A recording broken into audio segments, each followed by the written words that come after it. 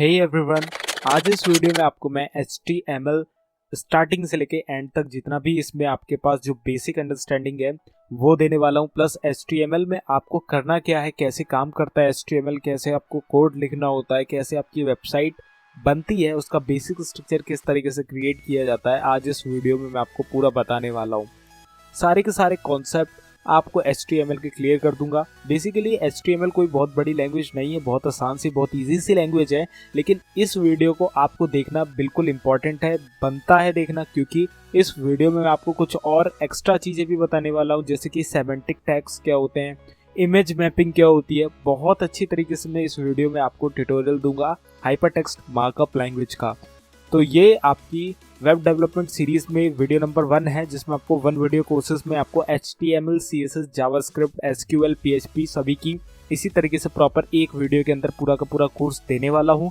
अगर आप ये कोर्स देखना चाहते हो तो चैनल सब्सक्राइब करके प्लेलिस्ट सेक्शन पे जाके प्लेलिस्ट को जरूर से एक्सेस कर लें, ताकि आने वाली सारी वीडियो आपको नोटिफिकेशन के तहत मिलती रहें।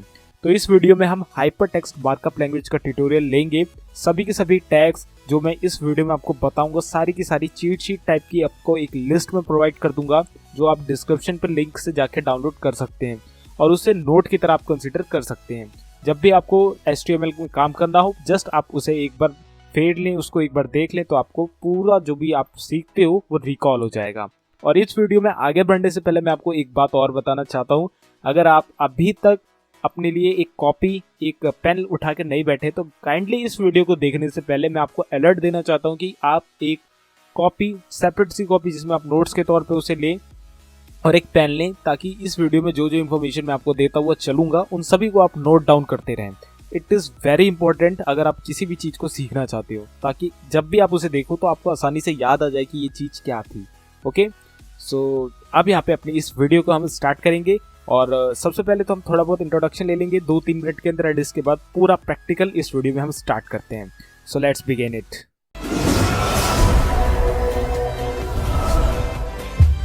सो अब मैं यहाँ पे आपको वेब डेवलपमेंट कोर्स के बारे में बता देता हूँ। तो वेब डेवलपमेंट कोर्स की ये वीडियो है जिसमें मैं HTML का आपको पूरा का पूरा एक्सप्लेनेशन दूंगा। अगली वीडियो आपकी CSS की आने वाली है, फिर उसके अगली जावास्क्रिप्ट, एंड उसके अगली SQL, फिर आपकी Node.js, PHP, ये सारी वीडियो इस सीरीज में आने वाली है। तो अगर सारी वीडियोस आपको देखनी तो काइंडली सब्सक्राइब जरूर से कर लेना, और प्लेलिस्ट सेक्शन एक बार जरूर से चेकआउट करना यार, बहुत और अच्छे अच्छे आपको 1 वीडियो के कोर्स मिल जाएंगे। प्लेलिस्ट सेक्शन में पहुंचने के लिए आपको एड्रेस बार में youtube.com सर्च करना है, और जैसे ही आप YouTube पे पहुंचोगे यहाँ पे आपको गीकी हब चैनल को सर्च कर लेना है। गीकी हब जैसे ही आप यहाँ पे सर्च करोगे सबसे पहला चैनल आपको मिल जाएगा, और यहाँ पे आपको प्लेलिस्ट सेक्शन पे जाना है। प्लेलिस्ट सेक्शन पे यहाँ पे आपको 1 वीडियो कोर्सेज की प्लेलिस्ट मिल जाएगी। इसमें आप जाओगे तो यहाँ पे आपको जितने भी आपको कोर्सेज हैं आप देख सकते हो, यहाँ पे 1 वीडियो के फॉर्म में मिलेंगे। 3-4 घंटे के ड्यूरेशंस में आप एक कोर्स के अंदर काफी अच्छी इन्फॉर्मेशन उस पर्टिकुलर टॉपिक की ले सकते हो। तो इस प्लेलिस्ट को जरूर से चेकआउट करें, इसकी डायरेक्ट लिंक मैं डिस्क्रिप्शन पे भी प्रोवाइड कर दूंगा। So now guys, let's come back to our topic. अब यहाँ पे हम HTML स्टार्ट करते हैं। तो सबसे पहले तो यहाँ पे हम ये जानेंगे कि वेब डेवलपमेंट क्या होता है। तो फटाफट से आपको बता देता हूँ छोटी छोटी एक्सप्लेनेशन के साथ, कि किसी भी तरीके की वेबसाइट जो कि आप सर्च करते हो, किसी भी चीज से रिलेटेड है, आप कुछ भी सर्च करते हो, इवन google.com खुद एक तरीके का आप मान सकते हो वेबसाइट है, जो कि किसी न किसी चीज के तहत बनी है, किसी न किसी चीज की बदौलत बनी है। तो एक स्ट्रक्चर जो वेबसाइट का होता है कि किस चीज से ये मिलकर बनी है वेबसाइट, वो होता है आपका वेब डेवलपमेंट के अंदर। अब वेब डेवलपमेंट के अंदर कैसे उस स्ट्रक्चर को क्रिएट किया जाता है, उस स्ट्रक्चर को क्रिएट करने के लिए हम यहाँ पे कुछ लैंग्वेजेस का इस्तेमाल करते हैं। उसमें से आपकी HTML भी एक लैंग्वेज है, जो कि एक मार्कअप लैंग्वेज होती है, जिसके तहत आप किसी भी वेबसाइट का फ्रेम, स्केलेटन या फिर ढांचा कह सकते हैं, तैयार कर सकते हैं। तो HTML आपकी यहाँ पे आपकी जो भी इनपुट फील्ड्स होती हैं, कोई पैराग्राफ है, कोई पिक्चर है, इन सभी चीजों को लाने के लिए यहाँ पे यूज होती हैं। और एक तरीके का फ्रेम, एक फ्रेम की शक्ल देने के लिए एक वेबसाइट को यहाँ हम HTML का इस्तेमाल करते हैं। दुनिया में ऐसी कोई भी वेबसाइट नहीं है जिसमें HTML का इस्तेमाल ना हुआ हो। जितनी भी आप वेबसाइट सर्च करते हो गूगल क्रोम पे, कहीं पे भी, वो सारी की सारी HTML की मदद से बनी होती हैं। तो यहाँ पे अगर आप एग्जांपल देखोगे, बहुत अच्छा एग्जांपल है। वैसे प्रीवियस वीडियो जो मैंने आपको वेब डेवलपमेंट की बना के दी थी, वहां पे आपको एग्जांपल मैंने दिखा रखा था, लेकिन अगर आप यहाँ पे देखोगे तो एक वेबसाइट आपकी जस्ट एक ह्यूमन बॉडी की तरह ही होती है। उसमें क्या होता है कि एक प्रॉपर वेबसाइट होती है, जैसे कि आप facebook.com का एग्जांपल ले सकते हो। तो facebook.com आपका कुछ इस तरीके से दिखेगा। यहाँ पे आपकी इनपुट फील्ड्स होती हैं, लॉगिन और पासवर्ड की नीचे एक साइन अप फॉर्म होता है, यहाँ पे फेसबुक के यहाँ पे लोगो आइकन ये सब बने होते हैं, तो वहाँ पे वो कितना अच्छा दिखता है। ओके, वो बहुत अच्छा दिखता है। तो वो जो इनपुट फील्ड्स हैं, ये इनपुट फॉर्म है, ये पिक्चर है, ये किसकी मदद से आता है इस पेज पे वेबसाइट के वेब पेज पे ये आता है HTML की मदद से। एंड उसको खूबसूरत दिखाने के लिए उसमें हिंट लिखा हुआ आ रहा है और अरेंज्ड है वो, ये सब किसकी मदद से करते हैं, उसको एक अच्छी सूरत कैसे देते हैं, वो देते हैं CSS की मदद से।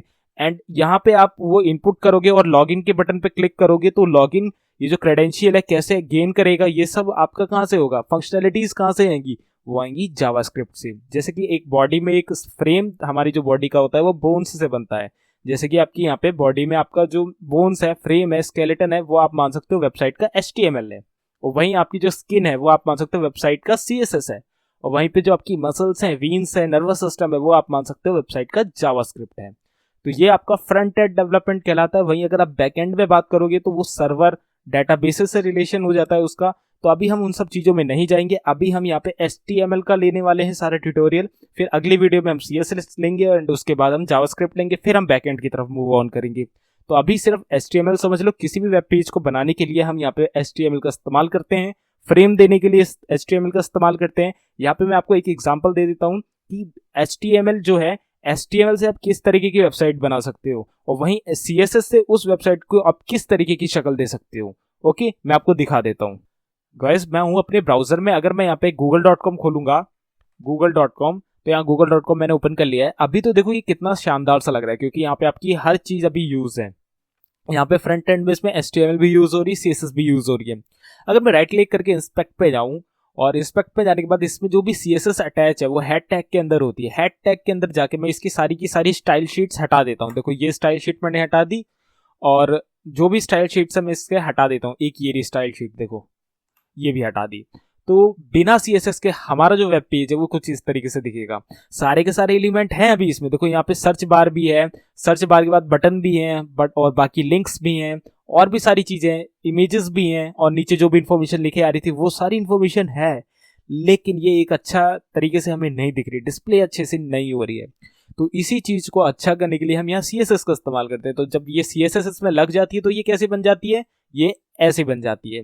और जब CSS नहीं लगती है तो कैसी होती है, वो वैसी हो जाती है। तो यहाँ पे हम HTML का लेने वाले हैं, इसीलिए यहाँ पे आप इस चीज का प्रॉब्लम मत लेना कि यहाँ पे थोड़ी सी हमारी वेबसाइट अच्छी नहीं दिखेगी। प्लेजेंट तभी दिखेगी जब हम CSS का इस्तेमाल करेंगे। तो HTML में हम सिर्फ और सिर्फ एलिमेंट्स किस तरीके से लाते हैं, ये सारे के सारे काम करते हैं अपने वेब पेजेस के अंदर।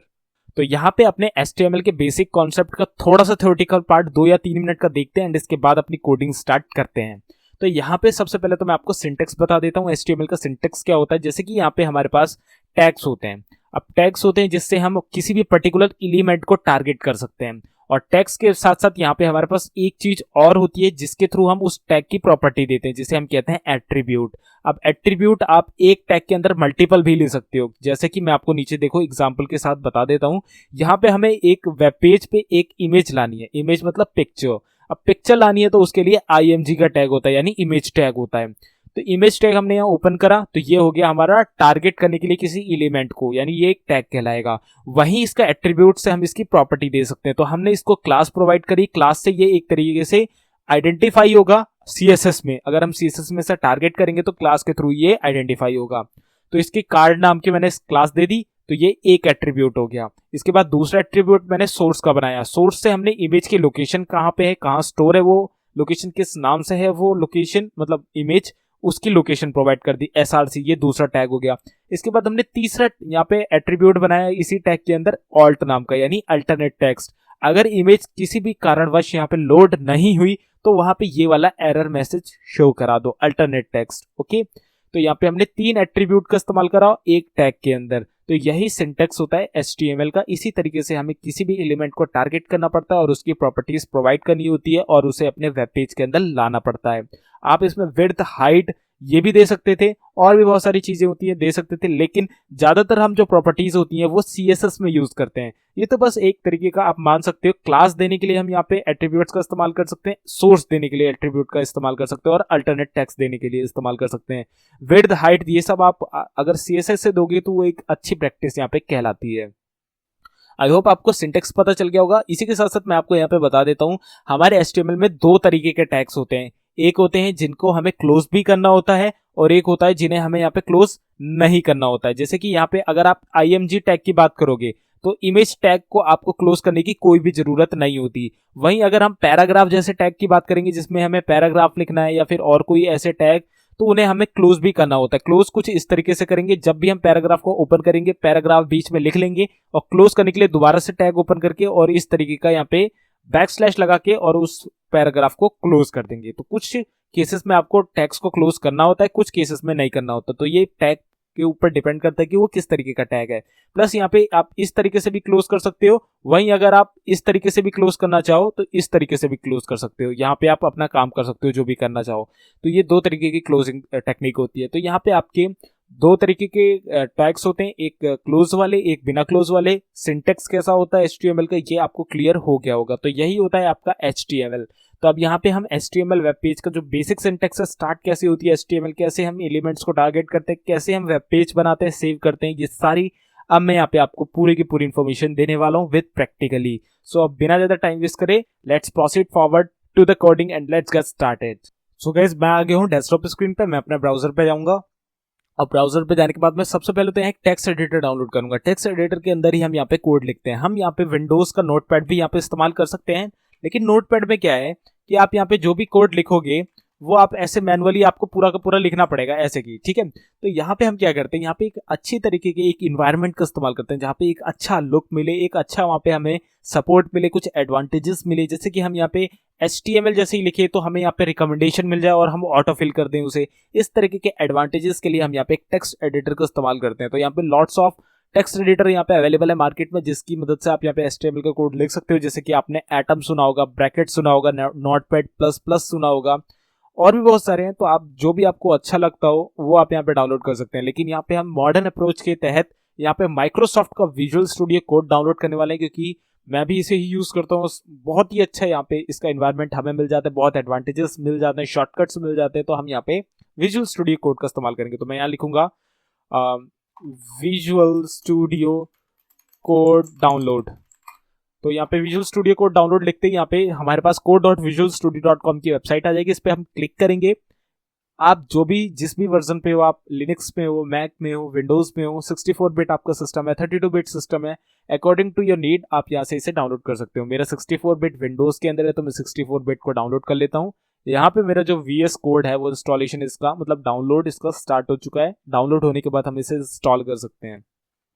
तो एक अच्छा इन्वायरमेंट इसमें हमें मिल जाता है। तो यहाँ पे ये देखो डाउनलोड लगभग कंप्लीट होने वाला है। तो जैसे ये डाउनलोड होगा इसे हम इंस्टॉल कर लेते हैं। तो डाउनलोड हो चुका है, इंस्टॉल कर लेते हैं फटाफट से। ये देखो एक्सेप्ट कर लो एग्रीमेंट, नेक्स्ट। यहाँ पे आपकी लोकेशन जहाँ पे भी आप यहाँ पे इसे स्टोर कराना चाहते हो, मैं बाय डिफॉल्ट इसके लिए ठीक है, नेक्स्ट। इस नाम से फोल्डर बनेगा, नेक्स्ट। ये सेटिंग्स आप करना चाहो तो कर सकते हो, डेस्कटॉप में आइकन क्रिएट करना चाहते हो तो कर सकते हो, इंस्टॉल कर दो आप। ये इंस्टॉल हो जाएगा, मुश्किल से 15-20 सेकंड लेगा, ज़्यादा टाइम नहीं लेता है। और जैसे ही इंस्टॉल हो जाएगा इसके अंदर हम यहाँ पे अपना कोड लिख सकते हैं। अभी के लिए ब्राउजर को क्लोज कर देते हैं और ये लगभग इंस्टॉल भी हो चुका है। तो इंस्टॉल हो चुका है, हमारे यहाँ पे डेस्कटॉप पे इसका आइकन भी आ चुका है। अभी ये लॉन्च की परमिशन मांग रहा है तो मैं इसे लॉन्च पे टिक करके फिनिश कर देता हूँ। तो यहाँ पे ये लॉन्च भी हो चुका है। तो इस तरीके से ये लॉन्च भी हो गया। तो यहाँ पे सबसे पहले आपकी जो विंडो आएगी कुछ इस तरीके से आएगी। बहुत आसान सी विंडो है। यहाँ पे आपको न्यू फाइल और ओपन फोल्डर का ऑप्शन मिल रहा है। तो मैं क्या करता हूँ, ओपन फोल्डर पे क्लिक करूंगा और मैं अपनी वेबसाइट का फोल्डर कहाँ बनाना चाहता हूँ वो फोल्डर मेरे को यहाँ पे इसकी लोकेशन में प्रोवाइड कर देना है। तो मैं डेस्कटॉप में बनाना चाह रहा हूँ और यहाँ पे राइट क्लिक करके न्यू पे जाऊंगा और फोल्डर पे जाऊंगा और फोल्डर का नाम दे दूंगा। तो मैं यहाँ पे एक नया प्रोजेक्ट बना रहा हूँ HTML का, तो मैं लिख देता हूँ HTML ट्यूट, ठीक है। और इसे सिलेक्ट करके यहाँ पे सिलेक्ट फोल्डर कर दूंगा। तो यहाँ पे मेरा ये फोल्डर ओपन हो जाएगा, ठीक है। ये देखो आप यहाँ पे देख सकते हो HTML ट्यूट नाम का फोल्डर यहाँ ओपन हो चुका है। अब मैं इसके अंदर एक नई फाइल बनाऊंगा। तो मैं यहाँ पे भी क्लिक कर सकता हूँ और फाइल पे जाके न्यू फाइल पे भी क्लिक कर सकता हूँ, वहीं यहाँ पे भी क्लिक कर सकता हूँ। तो मैं यहाँ पे क्लिक करता हूँ और एक नई फाइल बनाता हूँ index.html नाम की। तो मैं यहाँ लिखूंगा index.html, एंटर प्रेस कर दूंगा। तो मेरी यहाँ पे index.html नाम की फाइल ओपन हो चुकी है, ठीक है। अब मैं यहाँ पे कुछ भी लिखता हूँ जैसे कि दिस इज सैंपल टेक्स्ट, ठीक है। और यहाँ पे अपनी इस वाले फोल्डर के अंदर जाके इस फाइल को index.html को ओपन कर लेता हूँ। तो ये ऑब्वियसली ब्राउजर में ही ओपन होगी और देखो जो हमने टेक्स्ट लिखा था this is a sample text वो यहाँ पे भी रिफ्लेक्ट कर रहा है। इसका मतलब हमारी जो HTML वाली फाइल है वो क्रिएट हो चुकी है। ठीक है, ये हमारा सेटअप हो चुका है, हमारी गन जो है वो लोड हो चुकी है। अब हमें जस्ट करना क्या है, फायर करना है, मतलब अपना कोड लिखना है। तो यहाँ पे हमारा पूरा पूरा इन्वायरमेंट सेट हो चुका है और यहाँ पे हमारा सब कुछ हो चुका है। अब हमें यहाँ पे काम करने हैं। तो कुछ सेटिंग्स आप इसकी कर सकते हो, जैसे कि ऑटो सेव की सेटिंग आप इस विजुअल स्टूडियो कोड में करोगे। आपको करना क्या है, सेटिंग्स पे जाना है, यहाँ पे आपको सेटिंग्स मिल जाएंगी, यहाँ पे ऑटो सेव आप लगा दो, ऑटो सेव, और ये देखो ऑटो सेव की आपको यहाँ पे मिल जाएगी। तो इस तरीके की आप यहाँ पे सेटिंग्स कर लो ताकि आपको कोड लिखने में आसानी मिले। ठीक है, तो यहाँ पे आपका ये पूरा सेटअप हो चुका है। अगर आप यहाँ पे एक्सक्लेमेशन मार्क लगा के एंटर प्रेस करोगे तो आपको ऑलरेडी यहाँ पे लिखाया हुआ कोड मिल जाएगा, जो कि बेसिक सिंटैक्स होता है। यही आपका बेसिक सिंटैक्स होता है। बॉडी के अंदर आप जो भी काम करना चाहते हो कर सकते हो, लेकिन मैं आपको बिल्कुल स्क्रैच से बताऊंगा, तो मैं पूरा का पूरा यहाँ पे हटा देता हूँ और बिल्कुल स्क्रैच से बताता हूँ किस तरीके से हम इसका जो सिंटैक्स है वो लिखते हैं, किस तरीके से हम कोडिंग करते हैं अपनी HTML के अंदर। तो बिना ज्यादा टाइम वेस्ट करे स्टार्ट करते हैं। तो सबसे पहला टैग आता है हमारा यहाँ पे डॉक टाइप। मैं लिखूंगा यहाँ पे डॉक टाइप HTML, तो यही हमारा यहाँ पे सबसे पहला टैग होता है। अब इसमें हम यहाँ पे बताते हैं कि हमारी जो HTML है उसका डॉक्यूमेंट टाइप क्या है, मतलब डॉक्यूमेंट टाइप क्या है इस ये जो हम फाइल बना रहे हैं या फिर जो भी इसके अंदर कोड लिख रहे हैं। तो हमने यहाँ पे डॉक टाइप के आगे क्या लिखा है, HTML, यानी ये एक HTML की फाइल है, HTML का कोड है इसके अंदर। ओके, तो डॉक्यूमेंट टाइप बताने के लिए हम ये डॉक टाइप वाले टैग का इस्तेमाल करते हैं। इसके बाद यहाँ पे हमारी जो HTML की कोडिंग है वो स्टार्ट हो रही है, इसको दर्शाने के लिए हम यहाँ पे HTML टैग का इस्तेमाल करते हैं, HTML। और HTML टैग आपको क्लोज भी करना होता है, तो ये हमने क्लोज कर दिया। तो जब भी आपकी HTML की कोडिंग स्टार्ट होती है किसी भी वेब पेज की, तो उसका जो सबसे पहला टैग होगा वो आपका डॉक टाइप HTML होगा। इसके बाद दूसरा टैग आपका HTML होगा, और जो पेज का सबसे लास्ट वाला टैग होगा वो आपका HTML का क्लोजिंग टैग होगा। HTML के बाद आपको जो तीसरा टैग लगाना होता है, ये आपको हर वेब पेज में लगाने होंगे। ये जो मैं आपको अभी टैग बता रहा हूँ, कुछ 5-6 टैग्स हर पेज में आपको लगाने होंगे। HTML के बाद आपको हेड टैग लगाना है, हेड को भी आपको क्लोज करना होता है।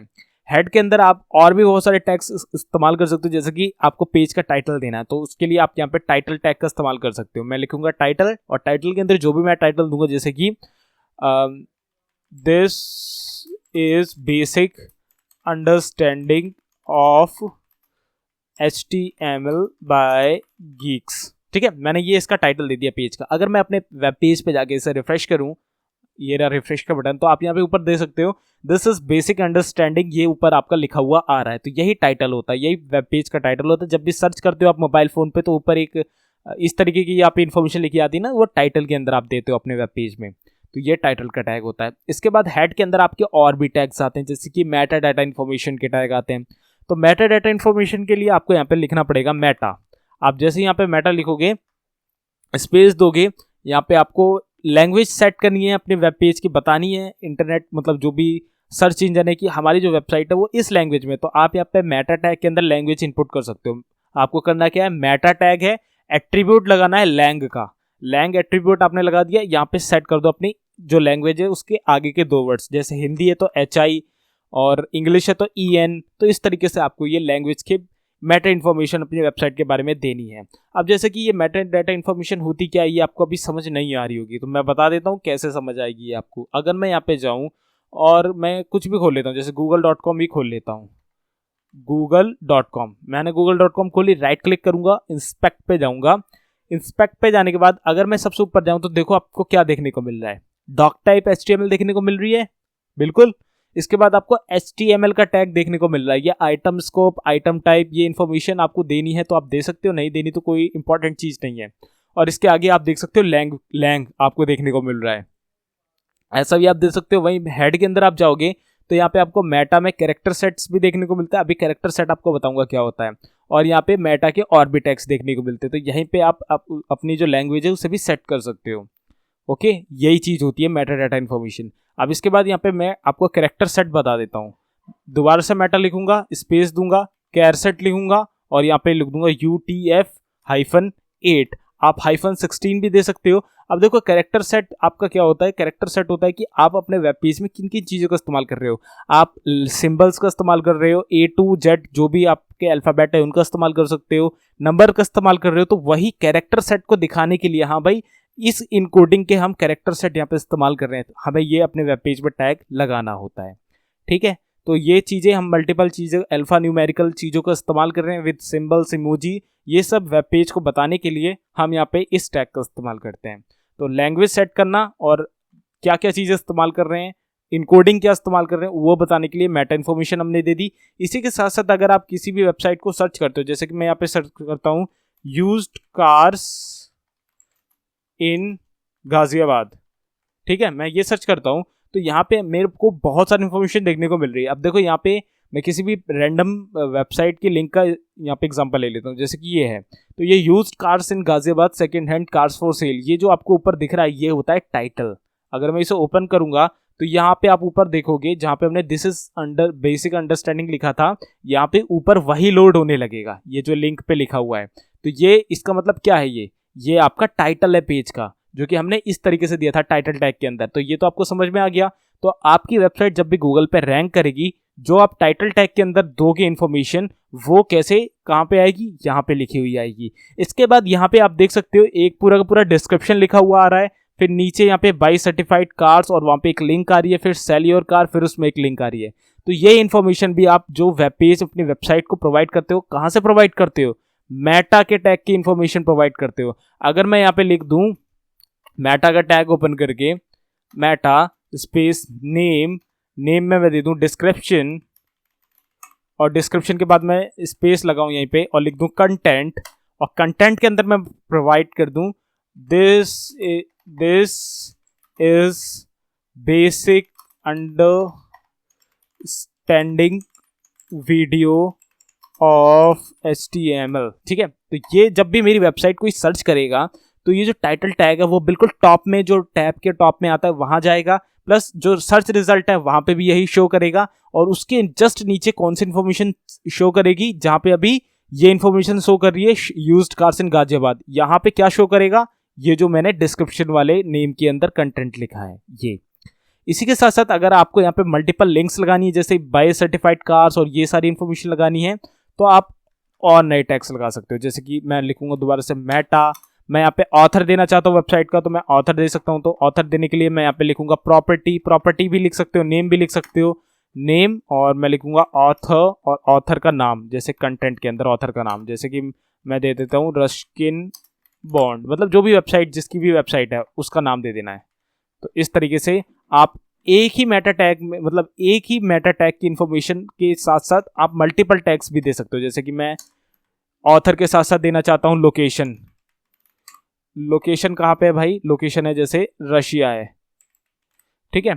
और भी कुछ देना चाहते हो, जैसे डेट देना चाहते हो, डेट, तो यहाँ पे डेट में आप यहाँ पे फंक्शन लगा सकते हो जावास्क्रिप्ट का, ताकि उस करंट डेट को वो वहाँ पे एनालाइज कर ले। नहीं तो आप जो भी लिखना चाहते हो, जैसे कि आज की जो डेट है वो लिखना चाहते हो, जैसे 20 Feb 2021, तो इस तरीके से आप यहाँ पे इन टैग्स का इस्तेमाल कर सकते हो। और ये सारे के सारे आपको मेटा डाटा इन्फॉर्मेशन के अंदर ही देने होते हैं। आई होप मेटा डाटा क्यों देना होता है ये आपको समझ में आ रहा होगा।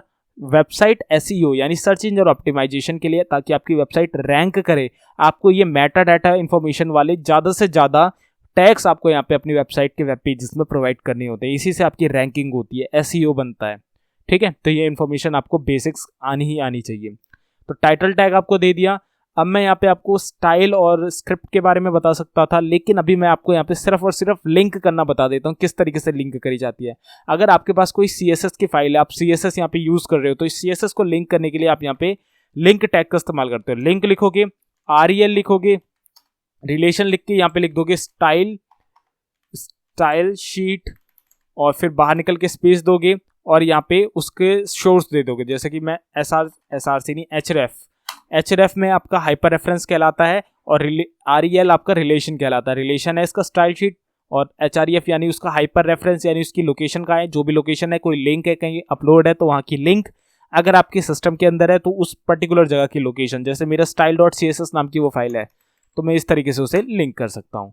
तो यहाँ पे अब जो भी मैं इस CSS फाइल में प्रॉपर्टी लगाऊंगा वो कहाँ शो होगी, वो यहाँ पे ही शो होगी। ओके, अब मैं आपको ये वाला एग्जांपल करके दिखा देता हूँ। जैसे कि मैं यहाँ पे एक नया फाइल बना लेता हूँ style.css नाम की, ठीक है, ये बना दिया मैंने। और यहाँ पे हेड के अंदर जो अगला टैग आता है हमारा, वो आता है हेड के बाहर, हेड के क्लोजिंग टैग के बाद बॉडी का टैग। ये हमने बॉडी का टैग भी बना लिया है। अब मैं देखो यहाँ पे मैंने स्टाइल शीट रिलेट कर दी है स्टाइल डॉट CSS नाम की। अब मैं यहाँ पे जाऊंगा और लिखूंगा बॉडी और बॉडी टैग के अंदर ये देखो, ये तो CSS में कर रहा हूँ मैं, ये अभी आपको समझने की जरूरत नहीं, मैं बस आपको बता रहा हूँ कि ये जो CSS फाइल है वहाँ पे लिंक हो चुकी है। मैं इसका बैकग्राउंड कलर दे दूंगा, बैकग्राउंड कलर मैं इसका दे देता हूँ, थोड़ा सा डिफरेंट दे देते हैं, ये वाला दे देते हैं ब्राउन मैंने इसका कलर दे दिया है। कंट्रोल ऐसे सेव करेंगे, कहाँ का मैंने बैकग्राउंड कलर दिया है, बॉडी का, और बॉडी क्या है, बॉडी है हमारा पूरा का पूरा वेब पेज। अभी तो हमने ये सिर्फ और सिर्फ ये बस कहते हैं ना एक टेम्परेरी चीज होती है वो करिए, जो भी सारा काम करेंगे हमारा जो वेब पेज की जो मेन बॉडी है वो बॉडी के अंदर आती है। तो हमने पूरे बॉडी का यहाँ पे कलर क्या दे दिया है, ब्राउन। अगर अब मैं वेब पेज में जाके इसे अपने वाले को रिफ्रेश करूंगा तो मेरे कलर क्या हो गया, ब्राउन हो गया। इसका मतलब ये जो हमने यहाँ पे काम किया है रिलेशन का, स्टाइल शीट को रिलेट करने का, उसकी लोकेशन दी है style.css नाम की फाइल है, और उस फाइल में हमने जो काम किया है वो यहाँ पे रिफ्लेक्ट हो रहा है। इसका मतलब हमारी ये टैग काम कर रहा है, हमारी स्टाइल शीट यहाँ पे लिंक हो चुकी है। तो इसी तरीके की लिंकिंग करने के लिए हम इसका इस्तेमाल करते हैं। तो CSS इस तरीके से लिंक होती है, ये आपको समझ में आ गया। और अगर आप यहाँ पे जावास्क्रिप्ट की फाइल को भी यहाँ पे लिंक करना चाहते हो तो उसके लिए यहाँ पे आपके पास स्क्रिप्ट का टैग होता है। अगर मैं यहाँ पे एक बना दूं, सिंपल सा एक टैग बना दूं, किस नाम का, script.js यानी जावास्क्रिप्ट का, और यहाँ पे मैं लिख दूं अलर्ट, और अलर्ट में मैं यहाँ पे लिख दूं this is basic alert from JavaScript, ठीक है, और यहाँ पे सेमीकोलन से टर्मिनेट कर दूं। अपने index.html पे जाके लिंक वाले टैग के नीचे मैं स्क्रिप्ट का टैग ओपन करूं, स्पेस दूं, और यहाँ पे src यानी सोर्स दूं। सोर्स क्या है, script.js मैंने इसका टैग दे दिया। कंट्रोल एस से सेव करूंगा। इसको देखो क्लोज करने की जरूरत थी, लिंक वाले को क्लोज करने की जरूरत नहीं थी, स्क्रिप्ट वाले को क्लोज करने की जरूरत है। हमने यहाँ पे क्या दिया है, अलर्ट दिया है। अगर अब मैं यहाँ पे अपने वेब पेज पे जाके रिफ्रेश करूंगा तो मेरे को यहाँ पे देखो this page says this is basic alert from JavaScript, यानी हमारा ये वेब पेज कहाँ पे लिंक हो चुका है, मतलब इस वेब पेज में हमने स्क्रिप्ट भी लिंक कर दी है और उससे हमने एक अलर्ट भी दे दिया अपने पेज पे। तो यहाँ पे स्क्रिप्ट लिंक करनी है अपने HTML के साथ तो ये वाला टैग है स्क्रिप्ट वाला, सोर्स देना होता है एट्रीब्यूट उसमें।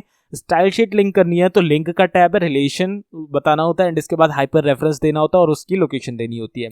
तो आई होप आपको CSS किस तरीके से लिंक करनी है और स्क्रिप्ट किस तरीके से लिंक करनी है ये आपको आ गया होगा। प्रॉपर आपको स्टाइल शीट किस तरीके से क्रिएट की जाती है यानी CSS, इसका अगला वीडियो दे दूंगा, और उसका अगला वीडियो आपको जावास्क्रिप्ट का दे दूंगा। पूरा वेब डेवलपमेंट सिखाऊंगा अच्छे से, आपको दिक्कत वाली बात बिल्कुल मत लेना। जस्ट आपको बस करना क्या है, प्लेलिस्ट एक्सेस करके रखनी है। तो जावास्क्रिप्ट आई होप आपको यहाँ पे समझ में आ गया होगा कि कैसे यहाँ पे लिंक करी जाती है। अब आते हैं अपनी मेन जगह पे यानी बॉडी टैग के अंदर। तो ये आपको हर वेब पेज बनाते वक्त इतना कंटेंट तो ऑब्वियसली लिखना ही लिखना है, ये तो बेसिक चीज है, ये तो लिखना ही है आपको, चाहे एक सिंपल सा एक कैरेक्टर ही दिखाना हो, इतना लिखना पड़ेगा आपको। इससे ही आपका वेब पेज एक अच्छा वेब पेज बना जाएगा। अब जो भी आप काम करना चाहते हो, जो भी चीजें अपने वेब पेज में लाना चाहते हो, वो सब कहाँ पे आपकी उसको कोड लिखना होगा, बॉडी टैग के अंदर, ठीक है, बॉडी टैग। और ये सिंटेक्स आप किसी भी वेबसाइट से मैच कर सकते हो, सेम सिंटेक्स होता है आपका, ओके। अब बॉडी टैग के अंदर मैं आपको सबसे पहला यहाँ पे टैग बताने वाला हूँ, पैराग्राफ का टैग। पैराग्राफ कैसे लाएंगे, मैं यहाँ पे सिंपल लिखता हूँ पी लिखा, और यहाँ से हम गूगल पे जाएंगे और गूगल पे जाके एक बढ़िया सा कोई पैराग्राफ यहाँ पे निकाल लेंगे। जैसे कि मैं लिखता हूँ ऐसे ऑन राजस्थान, तो मैं किसी भी तरीके का ऐसे कोई यहाँ पे कॉपी कर लेता हूँ। जैसे कि मैंने यहाँ पे ये कॉपी कर लिया मैंने कॉपी, और अब मैं यहाँ पे पैराग्राफ टैग के अंदर जाके इसे पेस्ट करा देता हूँ। तो मैंने देखो ये पूरा का पूरा पेस्ट करा दिया है। एक सिंगल लाइन में आ रहा है, इसकी आप दिक्कत मत लेना, कोई बात नहीं, ये आ रहा है लंबा लंबा आ रहा है, कोई दिक्कत नहीं इससे हमें। अगर हमें एक के बाद एक लेना है तो हम मैनुअली इस तरीके से कर सकते हैं, लेकिन ये डिस्प्ले नहीं करेगा वेब पेज में क्योंकि आपका HTML व्हाइट स्पेस को इग्नोर कर देता है। तो कैसे आपको व्हाइट स्पेस दिखाना है ये सब मैं आपको अभी बताऊंगा, बिल्कुल भी दिक्कत मत लेना। अगर वीडियो पूरी देखोगे तो अच्छे से आपको HTML आ जाएगा। तो हमने यहाँ पे इतना इस तरीके से इसको पैराग्राफ को लिख दिया, और देखो नीचे से हमने पैराग्राफ को क्लोज भी कर दिया। अगर मैं अपने वेब पेज पे जाके इसे रिफ्रेश करूंगा तो यहाँ पे आप देख सकते हो ये पूरा का पूरा पैराग्राफ हमारा यहाँ पे आ रहा है, लेकिन अभी कलर आ रहा है इसलिए कलर को यहाँ पे हटा देते हैं। कलर हटा दिया हमने, और अब जाके रिफ्रेश करेंगे तो आप देख सकते हो 4 लाइन में हमारा पूरा का पूरा पैराग्राफ आ रहा है। तो यहाँ पे हमें अगर प्रॉपर यहाँ से लाइन ब्रेक्स चाहिए, मतलब यहाँ तक हमारी लाइन आए फिर अगली लाइन से सारा कंटेंट आ जाए, या फिर हमें इतना ही चाहिए फिर अगला पैराग्राफ यहाँ से चालू कर दो, ऐसा काम करना है। लेकिन यहाँ पे तो हमने अलग तरीके से लिखा है, तो ये कैसे अलग अलग होगा। जैसे कि हमें यहाँ पे चाहिए state of India located in north western India. इसके बाद से आगे का जो टेक्स्ट है वो अगली लाइन से है, तो कैसे आएगा? उसके लिए हम यहाँ पे क्या करेंगे? उसके लिए देखो, एक तो हम यहाँ पे काम कर सकते हैं कि ये जो पी वाला टैग है यानी पैराग्राफ वाला टैग है, इसे हम पी से पी आर ई कर दें। पी आर ई अगर हम इसे कर देंगे, यहाँ पे भी पी आर ई कर देंगे, और अब यहाँ पे इसे जाके रिफ्रेश करेंगे, तो जैसा का जैसा हमने यहाँ पे करा है, जहां जहां हमने स्पेस दिया है वही वही स्पेस हमारा यहाँ पे भी आ जाएगा। देखो सेम बिल्कुल वैसे के वैसा आ रहा है।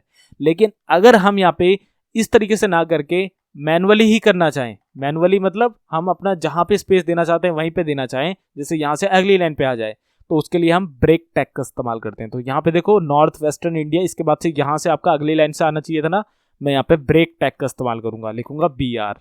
अब बी आर लिख दूंगा यहाँ पे, और यहाँ जाके रिफ्रेश करूंगा, तो यहाँ पे आप देख सकते हो इंडिया के बाद का टेक्स्ट आपका अगली लाइन से आ रहा है। तो इस तरीके से आप यहाँ पे दे सकते हो कि यहाँ से हमारा जो टेक्स्ट है वो अब अगली लाइन से है, फिर इसके बाद से अगली लाइन पे आए। तो ये सब आप यहाँ पे काम कर सकते हो। तो लाइन ब्रेक करने का आपको मैंने यहाँ पे बता दिया। इससे पहले मैं आपको हेडिंग टैग बता देता हूँ, एंड इसके बाद कस्टमाइजेशन कैसे कर सकते हो आप टेक्स्ट के साथ, वो बताता हूँ। तो इसे अभी के लिए थोड़ा सा कमेंट डाउन कर देते हैं, फटाफट से कमेंट डाउन कर दिया। अब कमेंट क्या होता है पहले कमेंट भी बता देता हूँ। तो अगर हमें अपने कोड में कोई भी ऐसा लाइन लिखनी है, कोई भी ऐसा काम करना है जो कि एक तरीके का अलर्ट है, वार्निंग है, मैसेज है अपने फेलो डेवलपर के लिए, क्योंकि ये जो वार्निंग होती है हमें अगर कोड के बीच में देनी होती है, या फिर हमें बताना होता है कि यहाँ से यहाँ तक लाइन 15 से लाइन 25 तक का जो कोड है वो प्रॉपर इस बटन के लिए या फिर इस फॉर्म के लिए आप इसे ना छेड़ें, इस तरीके की इंडिकेशन देने होते हैं अपने फेलो डेवलपर के लिए, ताकि बाद में जब दूसरा डेवलपर उस कोड को यूज़ करे तो वो देख पाए, समझ पाए कि कहाँ का कोड किस लिए है। तब हम यहाँ पे कमेंट का इस्तेमाल करते हैं। और कमेंट क्या होता है? कमेंट आपका जो कोड होता है उसके साथ अटैच होता है, लेकिन वो आपका आउटपुट के तौर पे एग्जीक्यूट नहीं होता है। आउटपुट के तौर पे वो आपको वेब पेज में उसकी रिफ्लेक्शन देखने को नहीं मिलती है। अब जैसे कि मैं यहाँ पे अगर लिख दूं this is a single comment, ठीक है, अगर अभी मैं इसे जाके यहाँ रिफ्रेश करूंगा तो यहाँ पे this is a single comment हमें देखने को मिल रहा है। लेकिन अगर यही लाइन में यहाँ पे लिखना तो चाहता हूं, लेकिन ये डिस्प्ले ना हो मेरे वेब पेज में, तो मैं यहाँ पे कमेंट का इस्तेमाल करूंगा। कमेंट के लिए आपको टैग ओपन करना है, एक्सक्लेमेशन मार्क लगाना है, 2 हाइफन लगाने हैं, और जहां पे आपको कमेंट क्लोज करना है उस पर्टिकुलर टेक्स्ट के आगे जाके दोबारा 2 हाइफन लगा के टैग को क्लोज कर देना है। तो ये आपका कमेंट कंसिडर कर लिया जाएगा। अगर अब मैं यहाँ पे जाके रिफ्रेश करूंगा तो ये कमेंट बन चुका है, अब ये मेरे को डिस्प्ले नहीं होने वाला। तो ये होता है आपका कमेंट। आई होप कमेंट भी समझ में आ गया होगा। अब मैं आपको यहाँ पे हेडिंग टेक्स्ट के बारे में बता देता हूँ। तो किसी भी वेब पेज में अगर आप जाओगे तो आपको प्रॉपर आर्टिकल देखोगे, ऐसे देखोगे तो एक हेडिंग देखने को आपको मिलती है, एक बड़ा सा टेक्स्ट, एक बोल्ड सा टेक्स्ट। तो यहाँ पे हमारे पास प्रॉपर 6 तरीके के साइज की हेडिंग के लिए टैग्स होते हैं, जो कि हम H से डिनोट करते हैं। तो H1 से लेकर H6 होते हैं। तो मैं H1 लिख दूंगा तो ये H1 टैग बन गया। अब H1 पे मैं लिख दूंगा हेडिंग 1, हेडिंग 1 लिख दिया। अब मैं इसे कंट्रोल C से कॉपी कर लूंगा और 6 बार पेस्ट कर लूंगा। 2 3 4 5 6 बार पेस्ट कर दिया। अब मैं H1 से H2 H3 H4 ये सब करता हुआ चलूंगा। तो H1 हो गया, H2 हो गया, H3 हो गया, H4 हो गया, H5 हो गया, H6 हो गया। ठीक है, H1 2 3 4 5 6। अगर अब मैं यहाँ पे जाके रिफ्रेश करूंगा तो आप यहाँ पे देख सकते हो कि H1 से लेकर H6 की जो हेडिंग्स होती हैं उनमें कितना डिफरेंस है। H6 सबसे छोटी होती है और H1 यहाँ पे आपकी सबसे बड़ी हेडिंग होती है। तो किसी भी वेब पेज में अगर आपको हेडिंग्स प्रोवाइड करनी है तो H1 से H6 टैग का इस्तेमाल कर सकते हैं according to the size of your heading. Okay, तो हेडिंग टैग भी आई होप क्लियर कर दिया मैंने आपको। अब मैं इसे कमेंट डाउन कर दूंगा। कमेंट डाउन करने के बाद मैं यहाँ पे अपने पैराग्राफ टैग को वापस से इसका जो कमेंट है वो हटा दूंगा। और अगर अभी मैं अपने वेब पेज में जाके रिफ्रेश करूंगा तो कुछ इस तरीके का मेरा यहाँ पे कमेंट मतलब हमारा जो यहाँ वेब पेज है वो देखने को मिल रहा है। थोड़ा सा इसे जूम इन कर लेते हैं। मैं इसे जूम इन कर रहा हूँ, मैंने जूम इन कर लिया है यहाँ पे। अब मैं यहाँ पे आपको किस तरीके से पर्टिकुलर किसी टेक्स्ट को बोल्ड करते हैं, इटैलिक करते हैं या फिर सुपर स्क्रिप्ट, सब स्क्रिप्ट कैसे लगाते हैं ये मैं आपको यहाँ पे बता देता हूँ। अब जैसे कि मैं यहाँ पे पर्टिकुलर राजस्थान है, अब ये जो राजस्थान है इस पे अगर कोई यहाँ पे अगर मैं जाऊँ अपने वेब पेज में तो ये देखो राजस्थान मेरे को देखने को मिल रहा है यहाँ पे। अगर यहाँ पे मैं कैसे करूँ कि यहाँ पे अगर राजस्थान है इस पे अगर मैं क्लिक करूँ तो मैं यहाँ google.com पे रिडायरेक्ट हो जाऊँ, ऐसा कर सकता हूँ? हाँ भाई बिल्कुल कर सकता हूँ। कैसे करूँगा मैं बताता हूँ। मैं सिंपल जाऊँगा यहाँ पे और यहाँ पे मैं एक एंकर टैब को इस्तेमाल करूँगा। मैं लिखूँगा ए लिखूँगा मैं यहाँ पे, और ए लिखने के बाद मैं इस टैग को क्लोज कर दूंगा और ये जो क्लोजिंग टैग है इसे यहाँ से कंट्रोल एक्स से हटा के कहाँ ले जाऊंगा, इस राजस्थान के आगे। ओपन कहाँ किया था, राजस्थान से पहले, और क्लोज कहाँ किया मैंने, राजस्थान के बाद में। अब ये जो ए है, ए के आगे स्पेस दूंगा, HREF यानी हाइपर रेफरेंस का एट्रीब्यूट लूंगा और इसके अंदर मैं उस URL को दे दूंगा जहां पे मेरे को रीडायरेक्ट होना है। इस पे क्लिक करने के बाद तो मैं यहाँ पे रीडायरेक्ट होना चाहता था google.com पे, तो मैं लिख दूंगा www.google.com।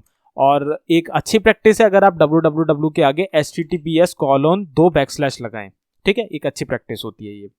तो अगर अब मैं यहाँ पे जाकर रिफ्रेश करूंगा तो आप यहाँ पे देख सकते हो राजस्थान कुछ इस तरीके का देखने को मिल रहा है। अगर मैं इस पर क्लिक करूंगा तो मैं google.com पे आ जाऊंगा, ठीक है। तो इस तरीके से आप लिंक्स भी प्रोवाइड कर सकते हो। तो अगर अभी मैं यहाँ पे इस पर क्लिक कर रहा हूँ तो इसी वाले टैब के अंदर मैं यहाँ पे रीडायरेक्ट हो जा रहा हूँ। लेकिन क्या करूँ मैं ऐसा कि मैं इस पर क्लिक करूँ तो एक नया टैब खुले। देखो अभी मैं इस तरीके से करूंगा तो एक नए टैब में खुलेगा, लेकिन क्या करूं मैं कि सिंपल एक राइट क्लिक करते मैं यहाँ पे ओपन हो जाऊं दूसरे टैब के अंदर। तो उसके लिए यहाँ पे HREF एट्रीब्यूट के साथ साथ यहाँ पे टारगेट का एट्रीब्यूट भी आपको लगाना होता है। अभी अगर हम इस पर टारगेट लगा के _self लिखें, सेल्फ मतलब इसी वेब पेज में खुले, मतलब यहाँ पे अलग वेब पेज ना खुल के इसी वेब पेज में खुले। तो अगर अभी मैं क्लिक करूंगा तो इसी वेब पेज में खुल रहा है, लेकिन मैं यहाँ से सेल्फ हटा के जैसे ही ब्लैंक लिखूंगा, सो मैजिक देखना क्या होगा। मैं लिखूंगा ब्लैंक, अभी थोड़ी सी स्पेलिंग गलत हो गई, ब्लैंक लिख दिया मैंने। अब मैं यहाँ पे जाके रिफ्रेश करता हूँ, रिफ्रेश करा, अब मैं राजस्थान पे क्लिक करूंगा तो देखो एक नए टैब पे यहाँ पे गूगल हमारा खुला है, ठीक है। तो दो यहाँ पे एट्रीब्यूट बता दिए, एंकर टैब के जिसके अंदर आप लिंक्स प्रोवाइड कर सकते हो, href जिससे आप यहाँ पे उस पर्टिकुलर लोकेशन को दे सकते हो जहाँ पे आप रिडायरेक्ट होना चाहते हो, प्लस टारगेट में आपको सेल्फ और ब्लैंक दो चीजें मैंने यहाँ पे आपको बता दिया। इसी के साथ साथ आप यहाँ पे टॉप का इस्तेमाल भी कर सकते हो। अगर मैं यहाँ पे लिखूंगा टॉप, रिफ्रेश करूंगा जाके यहाँ पे राजस्थान पे क्लिक करूंगा तो इसी वेब पेज में ओपन हो जाएगा। तो इस तरीके के आपके एट्रीब्यूट्स होते हैं और उनकी प्रॉपर्टीज होती हैं। तो आपको सिंटेक्स तो मैंने ऑलरेडी बता ही रखा है। यहाँ पे आपका टैग होता है, टैग के बाद यहाँ पे आपका क्या होता है, एट्रीब्यूट होता है, और एट्रीब्यूट के बाद आपका यहाँ पे क्या होता है, एट्रीब्यूट की प्रॉपर्टी होती है। तो ये आपका सिंटेक्स होता है। कमेंट डाउन इसे भी मैंने कर दिया है, ठीक है। तो ये आपका सिंटेक्स होता है। तो यहाँ पे मैंने आपको लिंक बताना बता दिया। अब आप पर्टिकुलर टेक्स्ट को बोल्ड कैसे कर सकते हो, बोल्ड कैसे करना है। अब देखो यहाँ पे आपको कुछ इस तरीके से दिख रहा है, ये ओशियन ऑफ सैंड आपको देखने को मिल रहा है। अगर मैं इसे बोल्ड करना चाहता हूँ तो कैसे बोल्ड करूंगा, मैं जाऊंगा यहाँ पे सर्च करूंगा कि ये पर्टिकुलर टेक्स्ट लिखा कहाँ है, ये लिखा, ओके। तो इसे बोल्ड कैसे करूंगा, तो मैं बोल्ड करने के लिए इस टैग के आगे बी टैग को इस्तेमाल कर लूंगा। बी, ये कैपिटल भी आप लिख सकते हो, स्मॉल भी लिख सकते हो, आप पे डिपेंड करता है आप किस तरीके से कोड लिखना चाहते हो। आप कैपिटल में, स्मॉल में, जैसे भी आप लिखना चाहते हो। तो बी टैग मैंने इसके आगे ओपन किया और इसके पीछे मुझको इसको क्लोज करना है, तो मैंने क्लोज भी कर दिया है। अगर अब मैं यहाँ पे जाके इसे रिफ्रेश करूंगा तो आप यहाँ पे देख सकते हो ओशियन ऑफ सैंड हमारा बोल्ड में तब्दील हो चुका है, बदल चुका है। तो बोल्ड करने के लिए बी टैग का इस्तेमाल कर सकते हो, स्ट्रॉन्ग का भी इस्तेमाल कर सकते हो। अब हमने ओशियन ऑफ सैंड तो यहाँ पे बोल्ड कर दिया है। इसी के साथ साथ मैं यहाँ पे ये जो रॉयल राजस्थान ऑल व्हील है इसको मैं स्ट्रॉन्ग करना चाहता हूँ, वो भी सेम बोल्ड की तरह ही होता है। तो स्ट्रॉन्ग कैसे करूंगा मैं जस्ट यहाँ पे जाऊंगा तो ये रॉयल राजस्थान ऑल व्हील मेरे को देखने को मिल रहा है। मैं इसके आगे लिखूंगा स्ट्रॉन्ग लिखने के बाद इसका जो क्लोजिंग टैग है स्ट्रॉन्ग का मेरे को व्हील के आगे लगा देना है, ठीक है, स्ट्रॉन्ग। तो यहाँ पे मैंने लगा दिया। अब मैं जाके इसे रिफ्रेश करूंगा, ठीक है, रिफ्रेश, तो यहाँ पे आप देख सकते हो ये भी बोल्ड हो चुका है। तो बोल्ड और स्ट्रॉन्ग आप मान सकते हो एक दूसरे के अल्टरनेट टैग्स हैं, ओके। तो दोनों मैंने आपको यहाँ बता दिए, बोल्ड करना बता दिया। अब मैं यहाँ पे आपको एम्फेसाइज और इटैलिक करना बता देता हूँ। एम्फेसाइज, इटैलिक भी एक दूसरे के अल्टरनेट टैग हैं। अब मैं यहाँ पे अल्टरनेट टैग, ये इटैलिक वाला कहाँ इस्तेमाल करूँ, मैं करता हूँ लग्जरियस ट्रेन पे, और लग्जरियस ट्रेन के साथ साथ यहाँ पे द रॉयल राजपूत्स ऑफ राजस्थान, इस पे। तो द रॉयल राजपूत्स ऑफ राजस्थान कहाँ लिखा है, ये रहा, द रॉयल राजपूत्स ऑफ राजस्थान। तो मैं यहाँ पे जाके लिखूंगा सबसे पहले इटैलिक लिखा मैंने, और इटैलिक का क्लोजिंग टैक्स जहां तक का मेरे को इटैलिक करना है उसके बाद मैंने लिख दिया यहाँ इटैलिक। तो ये वाला इटैलिक हो जाएगा। जाके रिफ्रेश कर लेते हैं। अभी रिफ्रेश करा तो यहाँ पे आप देख सकते हो ये इटैलिक हो चुका है। अब मैं इम्फेसाइज करना बता देता हूँ। इम्फेसाइज मुझे क्या करना था, इम्फेसाइज लग्जरियस ट्रेन्स करना था। नीचे जाऊंगा, लग्जरियस ट्रेन्स ढूंढूंगा, कहाँ पे लिखा हुआ है, ये लिखा हुआ लग्जरियस ट्रेन। तो मैं यहाँ पे इसके आगे जाके इम्फेसाइज का टैग ओपन करूंगा, EM, मुझको EM लिखना है, सिर्फ EM, इम्फेसाइज, और लग्जरियस ट्रेन्स के बाद जाके लिखूंगा क्लोजिंग टैग इसका। तो इतना कर दिया मैंने। अब जाके अपने ब्राउजर पे जाके इसे रिफ्रेश कर दूंगा तो यहाँ पे भी आप देख सकते हो ये भी इम्फेसाइज यानी इटैलिक हो गया है। तो बोल्ड करना, इटैलिक करना आपको बता दिया, अंडरलाइन बता देता हूँ। अंडरलाइन हम करने वाले हैं यहाँ पे वैदिक इंडिया को, ये हम इसे अंडरलाइन करना चाहते हैं, क्षत्रियज और वॉरियर्स ऑफ वैदिक इंडिया, इस पूरे टेक्स्ट को। तो मैं यहाँ पे ढूंढूंगा, ये रहा क्षत्रियज और वॉरियर्स ऑफ वैदिक इंडिया। तो क्षत्रियज के आगे मैं लिखूंगा यू, ठीक है, यूएल टैग भी है, अंडरलाइन नहीं है, वो अनऑर्डर्ड लिस्ट होता है, आपको सिर्फ यू लगाना है, यूएल नहीं लगाना। ओके, इंडिया के बाद मैं इसको क्लोज कर दूंगा, कर दिया क्लोज। अब जाके इसे यहाँ पे रिफ्रेश कर देता हूँ। रिफ्रेश करते ही आप देख सकते हो नीचे अंडरलाइन आ गई। इस तरीके से आप यहाँ पे अंडरलाइन कर सकते हो, एक लाइन आ जाती है। तो इटैलिक, अंडरलाइन, बोल्ड आपको बता दिया, एम्फेसाइज बता दिया, और उसी के साथ साथ स्ट्रॉन्ग करना आपको बता दिया। अब आपको मार्क बता देता हूँ, मार्क क्या होता है यहाँ पे। अगर मैं यहाँ पे क्या करूँ कि India located in north western India को मैं यहाँ पे मार्क करना चाहता हूँ, मतलब एक हाईलाइट के तौर पे ये दिखे वेस्टर्न इंडिया, तो मैं यहाँ पे वेस्टर्न इंडिया पे हाईलाइट कैसे करूँगा, यहाँ पे सबसे पहले तो ढूंढूंगा कि वेस्टर्न इंडिया लिखा हुआ कहाँ पे, ये लिखा हुआ वेस्टर्न इंडिया। तो वेस्टर्न इंडिया से पहले मैं यहाँ पे लिखूंगा मार्क, मार्क लिख के यहाँ पे इस तरीके से इसे क्लोज कर दूंगा यहाँ पे ऐसे, और यहाँ पे वेस्टर्न इंडिया के बाद जाके उसे क्लोज कर दूंगा, कर दिया क्लोज। अब यहाँ पे जाके ब्राउजर पे रिफ्रेश करूंगा तो आप यहाँ पे देख सकते हो ये अलग ही तरीके से हाईलाइट हो रहा है। ओके, तो ये होता है आपका हाईलाइट करने का यानी मार्क टैग। तो इसके बाद जो हमारा अगला टैग है वो बता देता हूँ, वो है आपका स्मॉल टैग। अगर मैं यहाँ पे देखूँ, यहाँ पे आप और कुछ देख सकते हो, जैसे ये व्हील लिखा है, तो अगर मैं इस पे स्मॉल लगाऊं तो स्मॉल में आप देख सकते हो कि क्या इस पर इफेक्ट आएगा। इसके आगे मैं जाके लिख देता हूँ स्मॉल। स्मॉल लिखने के बाद इसका जो क्लोजिंग टैग है व्हील के आगे आपको लिखना है, तो मैं इसका क्लोजिंग टैग यहाँ पे लिख देता हूँ। और अब यहाँ पे जाके रिफ्रेश करूंगा तो आप यहाँ पे देख सकते हो ये थोड़ा सा बाकी टेक्स्ट के मुकाबले स्मॉल हो चुका है, यानी छोटा सा इसका साइज कम हो चुका है। स्मॉल के साथ साथ आप यहाँ पे अगर स्मॉल की जगह में यहाँ पे जैसे ये द रॉयल स्टेट है, यहाँ पे मैं वीडियो लिखता हूँ और स्पेस देके यहाँ पे डायरेक्टरी का एट्रीब्यूट ले लेता हूँ DIR, और इसमें लिख देता हूँ RTL। और इसका जो क्लोजिंग टैग है, मैं यहाँ पे थोड़ा सा गड़बड़ हो गया, इसका जो क्लोजिंग टैग है द रॉयल स्टेट के आगे लूंगा और यहाँ इसे क्लोज कर दूंगा। तो क्लोज कर दिया मैंने वीडियो, और यहाँ पे जाके अगर मैं रिफ्रेश करूंगा तो पहले देख लेता हूँ द रॉयल स्टेट यहाँ पे लिखा हुआ है। अब इसे थोड़ा सा रिफ्रेश कर देते हैं, तो आप यहाँ पे देख सकते हो जो हमारा टेक्स्ट था द रॉयल स्टेट, ये जस्ट उल्टा हो गया, रिवर्स हो गया है। तो रिवर्स करने के लिए हम यहाँ पे वीडियो टैग का इस्तेमाल करते हैं, जिसके अंदर DIR नाम का एट्रीब्यूट लेना है, उसके अंदर RTL की वैल्यू हमें प्रॉपर्टी के तौर पर प्रोवाइड करनी है। तो वीडियो भी हो गया, स्मॉल भी हो गया। अब इंसर्टेड टेक्स्ट का बता देता हूँ, इंसर्टेड किस तरीके से किया जाता है। अब यहाँ पे आप राजस्थान को देख रहे हो, राजस्थान पे हमने लिंक लगा रखी है, राजस्थान के आगे का जो टेक्स्ट है वो बिल्कुल खाली है, तो इसके आगे हम इसमें बाकी एट्रीब्यूट्स को इस्तेमाल कर सकते हैं। तो यहाँ पे राजस्थान के आगे हम यहाँ पे सबसे पहले तो INS लिखेंगे यानी इंसर्टेड टेक्स्ट, और इसका जो क्लोजिंग टैग है वो हम host one of the major desert area के बाद लगा देता हूँ, of world known as great Thar desert of India. अब मैं यहाँ पे इंसर्टेड को क्लोज कर देता हूँ, कर दिया मैंने क्लोज। अब यहाँ पे जाके रिफ्रेश करता हूँ तो आप यहाँ पे देख सकते हो ये भी ऐसा लग रहा है जैसे इंसर्ट किया गया है अंडरलाइन की तरह, ठीक है। तो इंसर्ट और आपका अंडरलाइन सेम सेम होता है। आपका इंसर्ट हो गया, स्मॉल हो गया, सारे के सारे लगभग आपको बता चुका हूँ। एक डिलीट के बता देता हूँ, और डिलीट के आगे आगे मैं आपको सुपरस्क्रिप्ट और सबस्क्रिप्ट भी बता देता हूँ।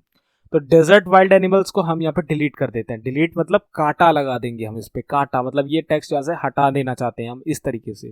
तो डेजर्ट वाइल्ड एनिमल्स यहाँ पे लिखा है, DEL टैग का इस्तेमाल कर लेंगे हम इसमें। DEL को क्लोज कहाँ करेंगे, डेजर्ट वाइल्ड एनिमल्स के आगे यहाँ पे इस तरीके से। और अपने ब्राउजर पे जाके जैसे ही यहाँ पे रिफ्रेश करेंगे तो आप यहाँ पे देख सकते हो वो टेक्स्ट हमारा यहाँ पे कट चुका है, जैसे काट दिया हो उसको, गलत है ये ऐसा। तो ये इफेक्ट आप दे सकते हो। सुपर और सबस्क्रिप्ट बना देता हूँ मैं यहाँ पे, CO2, ऑक्सीजन, कार्बन डाइऑक्साइड, इनका यहाँ पे एग्जाम्पल आपको देके बता देता हूँ। अगर मैं यहाँ पे जाके स्पेस देके टैग ओपन करूँ और इस पे लिखूँ सुपर लिखूँ और यहाँ लिख दूँ CO2, तो CO2 के लिए मेरे को यहाँ पे CO2 यहाँ लिखना पड़ेगा ना, CO, और सुपर स्क्रिप्ट के अंदर 2 लिखना पड़ेगा। और अब यहाँ पे मैं जाके इसे रिफ्रेश कर दूँ तो आप यहाँ पे देख सकते हो CO2 यहाँ पे लिखा हुआ आ रहा है। ये तो स्क्वायर में हो गया, सॉरी, सुपर नहीं, यहाँ पे आपका सबस्क्रिप्ट आएगा, सबस्क्रिप्ट। Okay, subscript. अगर आप यहाँ पे जाके रिफ्रेश करूंगा तो ये देखो CO2 लिखा हुआ हमारा आ रहा है। इस तरीके से आप यहाँ पे दे सकते हो, थोड़ा सा स्पेस दे दिया था मैंने यहाँ पे, अब ये बिल्कुल परफेक्ट CO2 लिखा हुआ आ रहा है। और अगर मैं यहाँ पे लिखना चाहता हूँ 44 का स्क्वायर, तो स्क्वायर के लिए हम यहाँ पे सुपर स्क्रिप्ट का इस्तेमाल करेंगे। यहाँ पे जो आपका 2 होगा वो ऊपर की साइड चला जाएगा। मैं लिख के आपको दिखा देता हूँ। मैं यहाँ पे लिखता हूँ जैसे 43 और उसका स्क्वायर देना है तो मैं सुपर लिखूंगा, सुपर लिखने के बाद मैं यहाँ पे 2 लिख दूंगा, तो 43 का स्क्वायर हमारा यहाँ पे हो जाएगा। रिफ्रेश करूंगा, 43 का स्क्वायर आ गया। ठीक है। तो नीचे अगर आपको देना है तो आपको सबस्क्रिप्ट लगेगी, ऊपर देना है तो सुपरस्क्रिप्ट लगेगी। तो इतने सारे टैग्स आपको यहाँ पे बता दिए हैं। ब्लॉक कोट आपको और बता देता हूँ। ब्लॉक कोट के लिए हम the best way to explore of royal Rajasthan को ब्लॉक कोट के अंदर लिखेंगे। तो ये टेक्स्ट हमें कहाँ लिखा है, ये रखा द बेस्ट वे। तो मैं इसके आगे जाऊंगा, लिखूंगा ब्लॉक कोट, ब्लॉक कोट, और इसका जो क्लोजिंग टैग है the best way to explore, explore के आगे मैं इसको क्लोज कर दूंगा। तो मैंने यहाँ से क्लोज कर दिया है। अगर अभी मैं यहाँ पे जाकर रिफ्रेश करूंगा तो आप यहाँ पे देख सकते हो जो आपका क्वाड क्या होता है वो बिल्कुल सेंट्रल पार्ट में लिखा होता है ना पेज के, तो ये जस्ट बिल्कुल सेंट्रल में आ जाएगा आपके पैराग्राफ के, एक क्वाड की तरह ये आपको डिस्प्ले होगा। तो ब्लॉक क्वाड का इस्तेमाल है, बिल्कुल ब्लॉक बनेगा और उसके सेंट्रल में आपको ये क्वाड देखने को आपको मिलेगा। तो ये ब्लॉक क्वाड का इस्तेमाल होता है। वहीं अगर हम Thar desert, great forts, places, temples, इस पर्टिकुलर टेक्स्ट को हम कोटेशन मार्क्स के अंदर लेना चाहते हैं तो हम यहाँ पे कोटेशन मार्क का यहाँ पे टैग इस्तेमाल करेंगे। तो यहाँ पे मैं चला जाता हूँ थार डेजर्ट से पहले यहाँ पे क्यू लिख के इसे क्लोज कर दूंगा और इसका जो क्लोजिंग टैग है वो अपने टेम्पल्स के आगे लगा देंगे। ठीक है। और अगर आप मैं यहाँ पे जाकर रेफ्रेश करूंगा तो आप यहाँ पे देख सकते हो अंदर अंडर कोटेशन मार्क ये लिखा हुआ आ रहा है। ओके। तो इस तरीके के आप अपने टेक्स्ट के साथ पैराग्राफ के अंदर कस्टमाइजेशन कर सकते हो। बहुत सारे टैग्स आपको बता दिए हैं, आई थिंक बहुत सारे हो गए। तो ये सब आप यहाँ पे कर सकते हो। और भी बहुत सारी चीज़ें होती है, जैसे आपका पूरा का पूरा बैकग्राउंड आपका यहाँ पे कलरफुल हो जाए, कैसे कलरफुल होगा तो वो सब भी आप कर सकते हो। मैं एक हिंट आपको दिखा देता हूँ, वो सब आपका CSS से होता है। अभी हम यहाँ पे पैराग्राफ टैग के अंदर थे। अगर मैं स्टाइल पे जाके यहाँ पे पैराग्राफ टैग को टारगेट करूँ और उसका जो बैकग्राउंड कलर है वो मैं यहाँ पे दे दूँ चॉकलेट, और अगर अब मैं जाके पेज को रिफ्रेश करूंगा तो चॉकलेट बैकग्राउंड हो गया। तो इस तरीके से आप यहाँ पे CSS की मदद से बाकी और कस्टमाइजेशंस भी कर सकते हो। बिल्कुल चिंता मत करना, आगे CSS की वीडियो में सारा कुछ बताने वाला हूँ। तो यह तो आपका पैराग्राफ टैग हो गया, प्री वाला टैग आपको बता दिया, ब्लॉक कोड बता दिया, डिलीट बता दिया, इंसर्ट, ये सारी चीजें मैंने आपको बता दी है ऑलरेडी। अब मैं यहाँ पे आपको एब्रीवेशन, एड्रेस, ये सब भी बता देता हूँ। अभी के लिए मैं इस पर्टिकुलर पूरे के पूरे पैराग्राफ को कमेंट डाउन कर दूंगा। यानी कमेंट डाउन का मतलब क्या होता है, कमेंट डाउन का यहाँ पे मतलब है कि हम अभी इस पर्टिकुलर टेक्स्ट को यहाँ पे हाईलाइट नहीं करना चाहते। ये पूरी फाइल जो मैं यहाँ पे काम कर रहा हूँ जिसपे, ये आपको डिस्क्रिप्शन पे लिंक दे दूंगा, आप डाउनलोड कर लेना। और इस पे इनके जो टैग्स हैं, ये जो आपके कमेंट है, इन्हें हटा हटा के आपने देखना है कि ये कैसे काम कर रहे हैं, कैसे मैंने यहाँ पे आपको बताए थे। और इसके बाद खुद से आप यहाँ पे इनकी प्रैक्टिस करो ताकि आपको अच्छे से अंडरस्टैंडिंग हो पाए। तो ये फाइल मैं दे दूंगा आपको, डिस्क्रिप्शन पे लिंक होगी, डाउनलोड कर लेना। इसीलिए मैंने कमेंट डाउन करते हुए आगे बढ़ रहा हूँ। तो अब हमारा जो यहाँ पे अगला जो टैग आने वाला है वो है एड्रेस का टैग। अगर मैं यहाँ पे लिखूँ एड्रेस, तो जैसे कि आपने मेल्स में देखा होगा एक पर्टिकुलर पूरी मेल होती है, इसके बाद यहाँ पे आपका लिखा होता है thanks and records, phone number, particular जिसने मेल भेजी उसका नाम, एड्रेस, फोन नंबर, ये सारी इन्फॉर्मेशन। तो उसके लिए हम यहाँ पे एड्रेस टैग का इस्तेमाल कर सकते हैं। एड्रेस टैग के अंदर हम ये सारी चीजें लिख सकते हैं। जैसे मैं लिख सकता हूँ थैंक्स एंड रिगार्ड्स आदर्श तोमर, और यहाँ पे अपना फ़ोन नंबर, जैसे जो भी है मेरा फ़ोन नंबर, मैं यहाँ फ़ोन नंबर और अपनी लोकेशन, ऐसे। ठीक है, ये सारी इन्फॉर्मेशन लिख सकता हूँ। अगर मैं रिफ्रेश करूँ यहाँ पे जाके तो यहाँ पे ऐसा कुछ यहाँ पे देखने को मेरे को मिल रहा है, जैसे कि वो स्टाइल में होता है। अगर मैं प्री टैग का इस्तेमाल करूँगा एड्रेस टैग के बाद तो मेरे लिए और बेटर है, ताकि ये अलग अलग लाइन पे आएगा। जितना मैं यहाँ पे लिखना चाह रहा हूँ वो सब एक अलग अलग लाइन में अंडरस्टैंडिंग के साथ मेरे को देखने को मिलेगा। ये देखो इस तरीके से, इसी तरीके से लिखा होता है ना। तो एक अच्छे तौर पे, एक अच्छा लुक देने के लिए, एक अच्छे फॉन्ट के साथ अगर आप लिखना चाहते हो HTML के अंदर ये काम, तो आप यहाँ पे एड्रेस टैग का इस्तेमाल कर सकते हो। ये ज़्यादातर हमारा फुटर के आसपास ही यूज़ होता है। ठीक है, एड्रेस टैग भी आपको बता दिया मैंने। एब्रीवेशन बता देता हूँ, एब्रीवेशन क्या होती है। अगर मैं यहाँ पे जाके लिखूंगा तो अभी के लिए इसे जस्ट यहाँ रिफ्रेश कर देते हैं, खाली है ये। तो मैं यहाँ पे जाके लिखता हूँ ABBR, एब्रीवेशन का टैग होता है ये। अब इसके अंदर मैं यहाँ पे लिख देता हूँ, मैं लिख देता हूँ the pride of Rajasthan, the pride of Rajasthan. और एब्रीवेशन के अंदर जाऊंगा, टाइटल नाम का यहाँ पे मैं बनाऊंगा एट्रीब्यूट, और यहाँ लिख दूंगा फोर्ट्स, टेम्पल्स एंड हिस्ट्री। ठीक है। और अब मैं यहाँ पे अपने ब्राउजर पे जाकर रिफ्रेश करूंगा तो यहाँ पे आप देख सकते हो द प्राइड ऑफ राजस्थान, जो हमने यहाँ पे टेक्स्ट लिखा था वो लिखा हुआ आ रहा है। और यहाँ पे हमने टाइटल के अंदर ही कुछ इन्फॉर्मेशन हमने दी थी। अगर मैं इसके ऊपर हॉवर करूंगा, हॉवर मतलब इसके ऊपर जाऊंगा, तो यहाँ पे मेरे को देखो कुछ यहाँ पे हिंट सा देखने को मिल रहा था। क्या हिंट देखने को मिल रहा है? Forts, temples and history. तो किसी भी पर्टिकुलर टेक्स्ट के ऊपर जाके अगर आपको कुछ इस तरीके का हिंट चाहिए, ये देखो ब्लैक कलर के बॉक्स के अंदर लिखा हुआ आ रहा है, तो आप यहाँ पे एब्रीवेशन टैग का इस्तेमाल कर सकते हो। उसके अंदर उस टाइटल को प्रोवाइड कर सकते हो जो आपको उस ब्लॉक्स के अंदर चाहिए, और उस पर्टिकुलर टेक्स्ट का यहाँ पे आपको एड्रेस दे देना है, या फिर उस पर्टिकुलर टेक्स्ट को लिख देना जिसको हॉवर करते ही वो आपको इन्फॉर्मेशन देखने को मिले। एब्रीवेशन टैग यही होता है। आई होप एब्रिविएशन भी क्लियर हो गया होगा। एब्रिविएशन के बाद यहाँ पे आपका वीडियो भी बता दिया मैंने। अब यहाँ पे आपका पिक्चर इमेज का टैग आ जाता है, बहुत इंपॉर्टेंट टैग है, बहुत ही अच्छी तरीके से यहाँ पे इमेज टैग के बारे में बताऊंगा। अगर नहीं आता अभी अब तक आपको, तो अब आपको यहाँ पे आ जाएगा। तो सबसे पहले तो यहाँ पे एक पिक्चर टारगेट करेंगे कि पिक्चर कौन सी है एंड उसको किस तरीके से हम यहाँ पे यूज कर सकते हैं, वो आपको बताता हूँ। तो इमेज लाने से पहले मैं आपको दिखा दूं, अभी मैंने इस फोल्डर पे एक इमेज कॉपी कर दी है। अभी यहाँ पे दिखाता हूँ, ये picture.png नाम की इमेज है। थोड़ा सा इसके आइकन लार्ज कर लेते हैं। तो ये कुछ इस तरीके की इमेज, अगर इसे ओपन करूंगा तो एक ब्लैक बैकग्राउंड में कुछ शेप्स बनी हुई है। तो ये एक पिक्चर है PNG फॉर्मेट की। अगर मैं राइट क्लिक करके प्रॉपर्टीज पे जाऊँ, इसके डायमेंशन देखूँ, तो डिटेल्स पे जाऊँगा तो मेरे को इसकी डायमेंशन दिख जाएंगी 846 इंटू 846 पिक्सल। ये इसकी विड्थ भी है और हाइट भी है। तो ये आप पे डिपेंड करता है कि आप कितने साइज का इसका फ्रेम बनाओगे, कितनी हाइट और कितनी विड्थ की है इसका रेजोल्यूशन है, और कितने रेजोल्यूशन की आप पिक्चर वहाँ पे लगाना चाहते हो अपने वेब पेज के अंदर। ओके, सो नाउ अब अपने वापस से यहाँ पे आते हैं और वापस अपने इस पेज को ओपन कर लेते हैं, index.html को। तो दोबारा से ओपन हो चुका है। अभी के लिए ये ब्लैंक है, इसमें कुछ भी इसके अंदर नहीं है, हमने क्योंकि सब कुछ कमेंट डाउन कर दिया था। तो इमेज लाएंगे सबसे पहले। इमेज कैसे आएगी? अब देखो, picture.png नाम की उस इमेज का नाम है और उसकी लोकेशन इनकी खुद की उसी फोल्डर की डायरेक्टरी में है। तो हमें यहाँ पे सिंपल उस पिक्चर का नाम प्रोवाइड करना है। अगर कहीं और लोकेशन पे है तो पूरी की पूरी एड्रेस उस लोकेशन का आपको प्रोवाइड करना होता है। तो मैं यहाँ पे सिंपल इमेज को प्रोवाइड करूंगा। उसके लिए img का टैग होता है, img स्पेस src का एट्रीब्यूट देना होता है, यानी सोर्स। और सोर्स के अंदर उस पर्टिकुलर लोकेशन को, सी ड्राइव के अंदर है, यूजर्स जो भी फोल्डर है, पूरी लोकेशन, या फिर इसी डायरेक्टरी के अंदर है तो सिंपल उस पिक्चर का नाम। तो लिख देता हूं picture.png इस नाम की ये पिक्चर है। स्पेस दूंगा, विड्थ हाइट दे देता हूं। विड्थ में चाहता हूं इसकी एटलीस्ट कितनी होनी चाहिए, 846 पिक्सल्स के आसपास। हाइट भी दे देता हूं, HEIGST हाइट, वो भी 846 पिक्सल्स। ठीक है, और इसे जस्ट क्लोज कर दूंगा।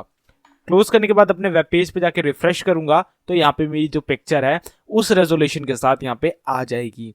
अब देखो यहाँ पे 846 पिक्सल में ये तो इतना बड़ा साइज आ रहा है, लेकिन आपको चाहिए एक छोटी सी इमेज, तो वो भी आप कर सकते हो। कैसे कर सकते हो? 846 पिक्सल की जगह मैं 80 पिक्सल के साइज में ये इमेज चाहता हूँ तो मैं वो भी यहाँ पे कर सकता हूँ 80। और अगर अब जाकर रिफ्रेश करूंगा तो वो 80 पिक्सल्स के साइज में आ जाएगी। तो जितना भी साइज आपको चाहिए वो आप यहाँ पे इमेज में दे सकते हो और वो वहाँ पे आपका आ जाएगा। तो img टैग आपको बताया मैंने, इमेज के लिए यूज होता है। इसी के साथ साथ और भी टैग्स होते हैं, जैसे कि मैं अभी के लिए इसे क्या करता हूँ, मैं अभी देखो ये है आपका फुल रेजोल्यूशन 1920x1080। अगर मैं इसको मोबाइल डिवाइस पे ओपन करूं तो मोबाइल डिवाइस में ये कुछ इस तरीके की दिखेगा। अगर मैं इस वेबसाइट को मोबाइल में ओपन करूंगा तो वो कुछ इस तरीके से दिखेगी। यहाँ पे आपकी इमेज रिस्पॉन्सिव बनाने के लिए हम बहुत सारे और भी तरीके के काम करते हैं। तो रिस्पॉन्सिव बनाना भी अभी आपको बताऊंगा किस तरीके से रिस्पॉन्सिव बनती है। ओके, अभी के लिए इसको यहाँ पे हटा देते हैं। तो वापस से यहाँ पे जाएंगे तो अभी img का टैग आपको बताया, अभी के लिए मैं इसे कमेंट डाउन करूंगा और आगे बढ़ेंगे। और अब यहाँ पे मैं आपको पिक्चर टैग के बारे में बताऊंगा। तो पिक्चर टैग के लिए मैं यहाँ पे जस्ट पिक्चर ओपन करूंगा, एक लिखूंगा पिक्चर टैग को फिर क्लोज कर देना है आपको। पिक्चर टैग क्लोज हो गया है हमारा। अब यहाँ पे मैं सबसे पहले लिखूंगा सोर्स के बाद स्पेस दूंगा और यहाँ पे इसके सोर्स के स्पेस का देने के बाद मेरे को यहाँ पे सबसे पहले तो विड्थ प्रोवाइड करनी है, विड्थ मीडिया की। इसके बाद आपको उसका SRC यानी सोर्स प्रोवाइड करना है। तो मैं लिखूंगा मीडिया के अंदर ब्रैकेट ओपन करना है और यहाँ पे आपको लिखनी है मिनिमम या मैक्सिमम जो भी आप लेना चाहते हो विड्थ, और कॉलन लगा के यहाँ पे आप स्पेस पे दे सकते हो, जैसे 200 पिक्सल्स। ये मैंने यहाँ पे प्रोवाइड कर दी। स्पेस देके SRC सेट करूंगा, यहाँ निकलना है SRC सेट में आपको पिक्चर का नाम दे देना है, picture.png। ओके, अभी मैंने क्या किया, अभी अगर मेरी जो स्क्रीन है, मेरे जो वेबसाइट जहां पे ओपन है वहां की जो स्क्रीन है, अगर उसका मिनिमम यहाँ पे विड्थ 200 पिक्सल है, एटलीस्ट है, तो वहां पे ये वाली पिक्चर शो कर दो। अगर उससे ज्यादा है तो उसके लिए हम अल्टरनेट इसके अभी बनाएंगे। मैंने यहाँ पे 2 फोटो और कॉपी कर दिए, एक का नाम है इमेज, एक का नाम है फोटो। बाकी picture.png को 200 पिक्सल्स की रेंज में मैंने यहाँ पे ले लिया है। अभी अगर मैं इस लाइन को यहाँ से कॉपी कर लेता हूँ Ctrl+C से और 2 बार इसे पेस्ट कर लेता हूँ, और यहाँ पे मिनिमम विड्थ 200 के बाद मैं यहाँ पे रख देता हूँ 400, फिर 400 के बाद रख देता हूँ 600। ठीक है, और यहाँ पे पिक्चर की जगह मैं लिख देता हूँ एक है photo.png और एक है image.png। ओके, और अल्टरनेट एक इमेज भी मेरे को यहाँ पे दिखानी है कि अगर इन तीनों में से कोई भी रेजोल्यूशन सेम नहीं हुआ तो मैं यहाँ पे क्या दिखाऊंगा, तो मैं लिखूंगा इमेज, इमेज के बाद मैं यहाँ पे लिख दूंगा एसआरसी, एसआरसी में मैं एसआरसी सेट नहीं लिखना है, यहाँ पे सिर्फ एसआरसी लिखना है, और एसआरसी में मैं लिख दूंगा पिक्चर डॉट पीएनजी शो कर दो, स्पेस देके स्टाइल क्या होगी उसकी विड्थ ऑटो होगी, विड्थ ऑटो। ओके, ऑटो और इसे क्लोज कर देंगे, तो इतना क्लोज कर दिया, इसे थोड़ा सा अरेंज कर लेते हैं, तो अरेंज मैंने कर लिए हैं। अभी देखो यहाँ पे क्या किया, मैंने 3 इमेजेस ली हैं और तीनों में मैंने यहाँ पे मिनिमम की जगह हम मैक्सिमम देंगे तो ज्यादा यहाँ पे बेटर अंडरस्टैंडिंग होगी, मैं मैक्सिमम दे देता हूँ। ठीक है, एक बार मैं रिफ्रेश करके देख लेता हूं, मैं रिफ्रेश करूंगा, अभी मेरी जो यहाँ पे बैकग्राउंड आ रहा है वो ब्लैक वाली इमेज का आ रहा है, यानी मेरी पिक्चर डॉट पीएनजी का आ रहा है। इसमें क्या है, अगर हमारे वेब पेज की मैक्सिमम विड्थ 200 पिक्सल है मैक्सिमम, तो मेरी ये पिक्चर शो होगी, मैक्सिमम विड्थ 400 पिक्सल है तो ये पिक्चर शो होगी, और अगर 600 है तो ये पिक्चर शो होगी। अगर तीनों में से कोई भी रेजोल्यूशन मैच नहीं करा तो ये वाला अल्टरनेट शो हो जाएगा। ओके, रिफ्रेश करा, वही ब्लैक वाली आ रही है रिस्पेक्ट, और इसको मैं थोड़ा सा इसका रेजोल्यूशन कम करता हूं, ये देखो रेजोल्यूशन अब इसका कहां से मैच हो रहा है, दूसरी वाली इमेज से, यानी ये 400 पिक्सल के आसपास का इसका मैक्सिमम विड्थ है, और कम करूंगा तो तीसरी वाली इमेज शो हो रही है, मतलब रिस्पॉन्सिव बनाने के लिए। आप यहाँ पे कलर की जगह इसका साइज, पिक्चर का साइज जो रेजोल्यूशन होता है इसका तो 846 था, आप इसका 600 कर दो, फिर इसका 400 कर दो, अकॉर्डिंग टू द नीड। आपका जो पेज है वो कितने वहां पे उसकी विड्थ है, हाइट है, उसकी नीड के अनुसार आप उस पिक्चर को सेट कर सकते हो, इससे रिस्पॉन्सिव वेबसाइट बनती है। तो इस तरीके से ये काम करता है। तो एक बार और देख सकते हो आप, देखो इसकी जैसे ही हम विड्थ कम करेंगे तो ये आपका रेजोल्यूशन के हिसाब से चेंज होता रहेगा, या क्योंकि यहाँ पे आपके 200 मैक्सिमम है, यहाँ पे 400 मैक्सिमम है, यहाँ पे 600 मैक्सिमम है। इस तरीके से आप यहाँ पे ये काम कर सकते हो, आप हाइट विड्थ किसी में भी ये चेंजेस कर सकते हो। तो ये था आपका पिक्चर टैग जिसके अंदर आपको अल्टरनेट बनाने होते हैं, तो ये आप कितने भी अल्टरनेट यहाँ पे क्रिएट कर सकते हो। अभी के लिए इसे कमेंट डाउन कर देंगे, अगले टैब की ओर बढ़ेंगे जहां पे हम आपको यहाँ पे बताने वाले हैं इमेज मैपिंग के बारे में। बहुत ही इंटरेस्टिंग टॉपिक है। तो यहाँ पे मैं सबसे पहले क्या लूंगा, इमेज का टैग लूंगा, इमेज लिखा, स्पेस दूंगा, एसआरसी लिखूंगा, एसआरसी के बाद मैं यहाँ पे दूंगा सबसे पहले तो पिक्चर डॉट पीएनजी का नाम। ओके, स्पेस देके विड्थ दे दूंगा, इस पिक्चर की विड्थ दे दूंगा इसकी 200 पिक्सल्स के आसपास, फिर इसके बाद हाइट दे दूंगा, इसकी हाइट दे दूंगा वो भी 200 पिक्सल्स के आसपास, स्पेस देके अल्टरनेट टेक्स्ट भी लिख दूंगा, एरर वाइल लोडिंग, अगर इमेज लोड ना हुई तो ये वाला मैसेज होगा। इसके बाद मैं यहाँ पे यूज मैप लगाऊंगा, यूज मैप के अंदर मैं एक आईडी प्रोवाइड करूंगा और यहाँ पे लिख दूंगा इमेज ट्यूट। ठीक है, इमेज ट्यूट नाम की मैंने यूज मैप पे वहां पे आईडी प्रोवाइड कर दिया, और इसके बाद मैंने इस इमेज नाम के टैग को क्लोज कर दिया। अभी पेज पे जाके अपने रिफ्रेश करूंगा तो ये वाली इमेज मेरी 200 पिक्सल्स के अंदर शो हो रही है। और वापस से अपने विजुअल स्टूडियो कोड को ओपन करेंगे, अब मैं इस पे इमेज मैपिंग करूंगा। तो मैं इमेज मैपिंग करने के लिए अगली लाइन पे जाऊंगा और यहाँ पे मैं एक टैग ओपन करूंगा मैप का, मैप टैग ओपन किया, स्पेस दूंगा, नेम लिखूंगा, नेम एट्रीब्यूट के अंदर मैं इस यूज मैप की आईडी प्रोवाइड कर दूंगा। तो मैं लिखूंगा इमेज टट लिखा, इसके बाद इस टैग को क्लोज करेंगे और इसके अंदर जाएंगे और यहाँ पे एक नया टैग ओपन करेंगे और यहाँ पे एरिया नाम का ये टैग होगा। ठीक है, एरिया स्पेस, सबसे पहले तो इसका कोऑर्डिनेट देने हैं। अब देखो यहाँ पे आपकी 3 शेप होती है, तो पहले शेप ही दे देते हैं। यहाँ पे आपकी सर्कल, पॉली, रेक्टेंगुलर और डिफॉल्ट में आपका कुछ भी यहाँ पे सेट नहीं होता, सिर्फ सर्कल, पॉलीगनल और रेक्टेंगल में आप यहाँ से सेट कर सकते हो। तो सबसे पहले मैं यहाँ पे आपको रेक्टेंगल पे सेट करना बता देता हूं, मतलब बाकी आप खुद से कर लोगे, मैं पॉलीगन रेक्टेंगल आपको बता देता हूं, सर्कल बहुत आसान है, आप खुद से कर लोगे। मैं रेक्टेंगल बताता हूं, स्पेस दूंगा, फिर से कॉर्ड्स लिखूंगा, कॉर्ड्स में आपको कोऑर्डिनेट्स देने होते हैं कि आपको इमेज का किस पार्ट पे लिंक लगानी है। अब देखो आपने एक मल्टीपल लिंक्स का नाम सुना होगा, मल्टीपल लिंक्स आप लगा सकते हो एक पर्टिकुलर इमेज के ऊपर की। अगर आपके पास कोई इमेज है, जैसे ये वाली मेरी इमेज है, तो मैं अगर सर्कल पे क्लिक करूं तो मैं कहां पहुंच जाऊं, मैं पहुंच जाऊं किसी google.com पे। अगर मैं यहाँ पे इस वाले स्क्वायर पे क्लिक करूं तो मैं पहुंच जाऊं, कहां पे पहुंच जाऊं, मैं youtube.com पे पहुंच जाऊं। और अगर मैं इस पर्टिकुलर जगह पे क्लिक करूं तो मैं यहाँ पे याहू पे पहुंच जाऊं। और यहाँ पे ये क्या होगा कि यहाँ पे अगर आप इस पॉइंट पे भी क्लिक करोगे ना, ये इस पॉइंट पे ब्लैक में, तब भी वो लिंक काम नहीं करेगी। लेकिन जैसे ही इस कलर रीजन के अंदर आप कहीं पे भी यहाँ पे भी क्लिक करोगे तब भी वो लिंक काम करेगी। तो ये होता है इमेज मैपिंग, और एक ही इमेज के अंदर मल्टीपल लिंक आप लगा सकते हो। ठीक है, तो अभी के लिए हम यहाँ पे क्या करते हैं, ये वाली इमेज हमारी ओपनड है। ओके, अगर हम इसको ऑटो कर दो, इसका विड्थ और ये हाइट है, अगर इसको हम हटा दें अभी के लिए और अभी इसे रिफ्रेश करें तो हमारी इमेज कुछ इस तरीके से बड़ी बड़ी सी दिख रही है, क्योंकि अभी हमें ये करने की जरूरत है, क्योंकि हमें इसके कोऑर्डिनेट्स निकालने हैं। तो कोऑर्डिनेट्स कैसे निकलेंगे, कोऑर्डिनेट निकालने का भी तरीका आपको बताऊंगा। तो अभी कोऑर्डिनेट को आप खाली छोड़ दें और अगला जो पैरामीटर है अल्टरनेट टेक्स्ट का और हाइपर रेफरेंस का, वो आप यहाँ पे पूरा कर ले। तो मैं अभी आगे वाले बता देता हूं आपको। अल्टरनेट, अगर ये भाई काम ना करा तो क्या लिखें, एरर।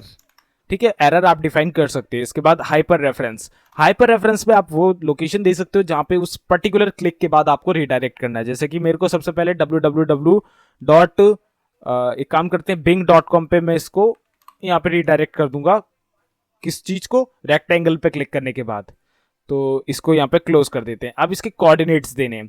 अगर मैं इस वाली इमेज पे जाऊं और इसे मैं यहाँ पे ओपन कर लूं, कहाँ पे ओपन कर लूं, पेंट के अंदर एडिट करता हूं, पेंट के अंदर ओपन हो गई। तो मेरे को इसके कोऑर्डिनेट्स लेने हैं। तो मैं इसका कोऑर्डिनेट किस तरीके से लूंगा, मैं सिंपल इरेजर लूंगा और यहां पे जाऊंगा। यहां पे गया मैं, ठीक है, इस जगह पे। और आप ना इस जगह पे देखना, ये जो यहाँ पे आपको पॉइंट देखने को मिल रहे हैं ना, यहाँ पे आप देखना, यहाँ पे आपको रेजोल्यूशन देखने को मिलेगा। यहाँ पे आप देख सकते हो 462 इस जगह पे लिखा हुआ आ रहा है। ओके, इस जगह पे ये देखो, यहाँ पे क्या आ रहा है कोऑर्डिनेट, 483.79। ठीक है, आप ध्यान से देखो 483.79। तो मैं यहाँ पे जाऊंगा और लिख दूंगा 483.79, 483.79, फिर कॉमा लिखूंगा, फिर स्पेस दूंगा और इसके बाद मेरे को यहाँ का कोऑर्डिनेट लेना है। तो यहाँ का कोऑर्डिनेट क्या आ रहा है हमारा, 751.323। ठीक है, 751.323, 751.323। ओके, इतना करके मैं कंट्रोल एस से सेव करूंगा। अब अपने वेब पेज पे जाके रिफ्रेश कर दूंगा।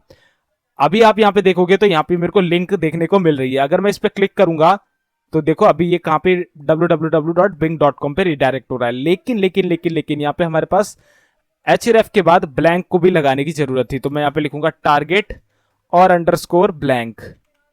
ठीक है, अब अगर मैं जाके दोबारा से रिफ्रेश करूंगा और अब मैं यहाँ पे क्लिक करूंगा तो मैं कहाँ रिडायरेक्ट हो जाऊंगा, bing.com पे। लेकिन ये अभी मेरी लोकल डायरेक्टरी में है, इसलिए ये अभी मेरे को रिडायरेक्ट नहीं कर रहा है। नहीं तो ये www.bing.com पे रिडायरेक्ट हमें कर देगा। और ये सिर्फ और सिर्फ स्क्वायर में आया है। देखो अगर मैं इसके जस्ट बाहर जाके कहीं पे भी क्लिक करता हूँ, कुछ भी इफेक्ट यहाँ पे नहीं हो रहा है। लेकिन अंदर जाते ही यहाँ पे देखो इसके ऊपर होवर होने लगा है। और बाहर जाके कहीं पे भी क्लिक करूंगा कुछ नहीं होगा, लेकिन अंदर जाते ही कर दूंगा तो वह bing.com पे हमें रिडायरेक्ट कर देगा।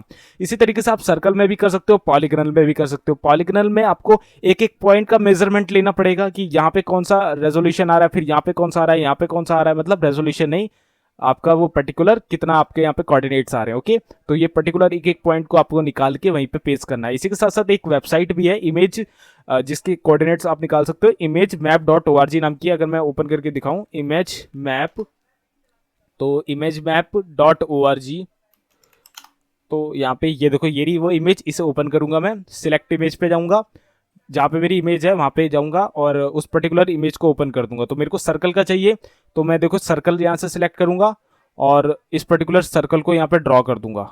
मेरे को इतने पॉइंट का चाहिए जैसे, और यहाँ से मैं सेट कर सकता हूँ कि कितना मेरे को यहाँ पे देना है। दे दिया मैंने। href मेरे को कहाँ रिडायरेक्ट करना है, मेरे को करना है www.google.com पे। और टाइटल क्या होगा इसका, टाइटल भी आप दे सकते हो जैसे कि गूगल देने के बाद आपको यहाँ पे उसका पर्टिकुलर जो इमेज का मैप है वो मिल चुका है। तो मैं इस इमेज मैप को यहाँ पे कॉपी कर लूंगा। कॉपी कर लिया मैंने।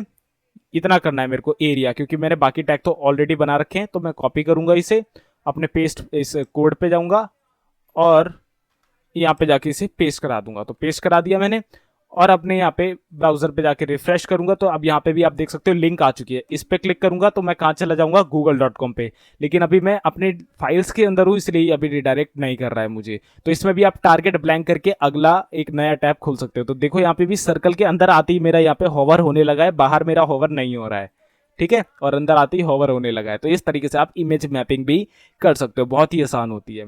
कोऑर्डिनेट्स बनाने की आपको यहाँ पे बस दिक्कत होती है, तो वो भी आप अगर थोड़ी सी प्रैक्टिस करोगे तो बहुत ही आसानी से आप यहाँ पे बना पाओगे।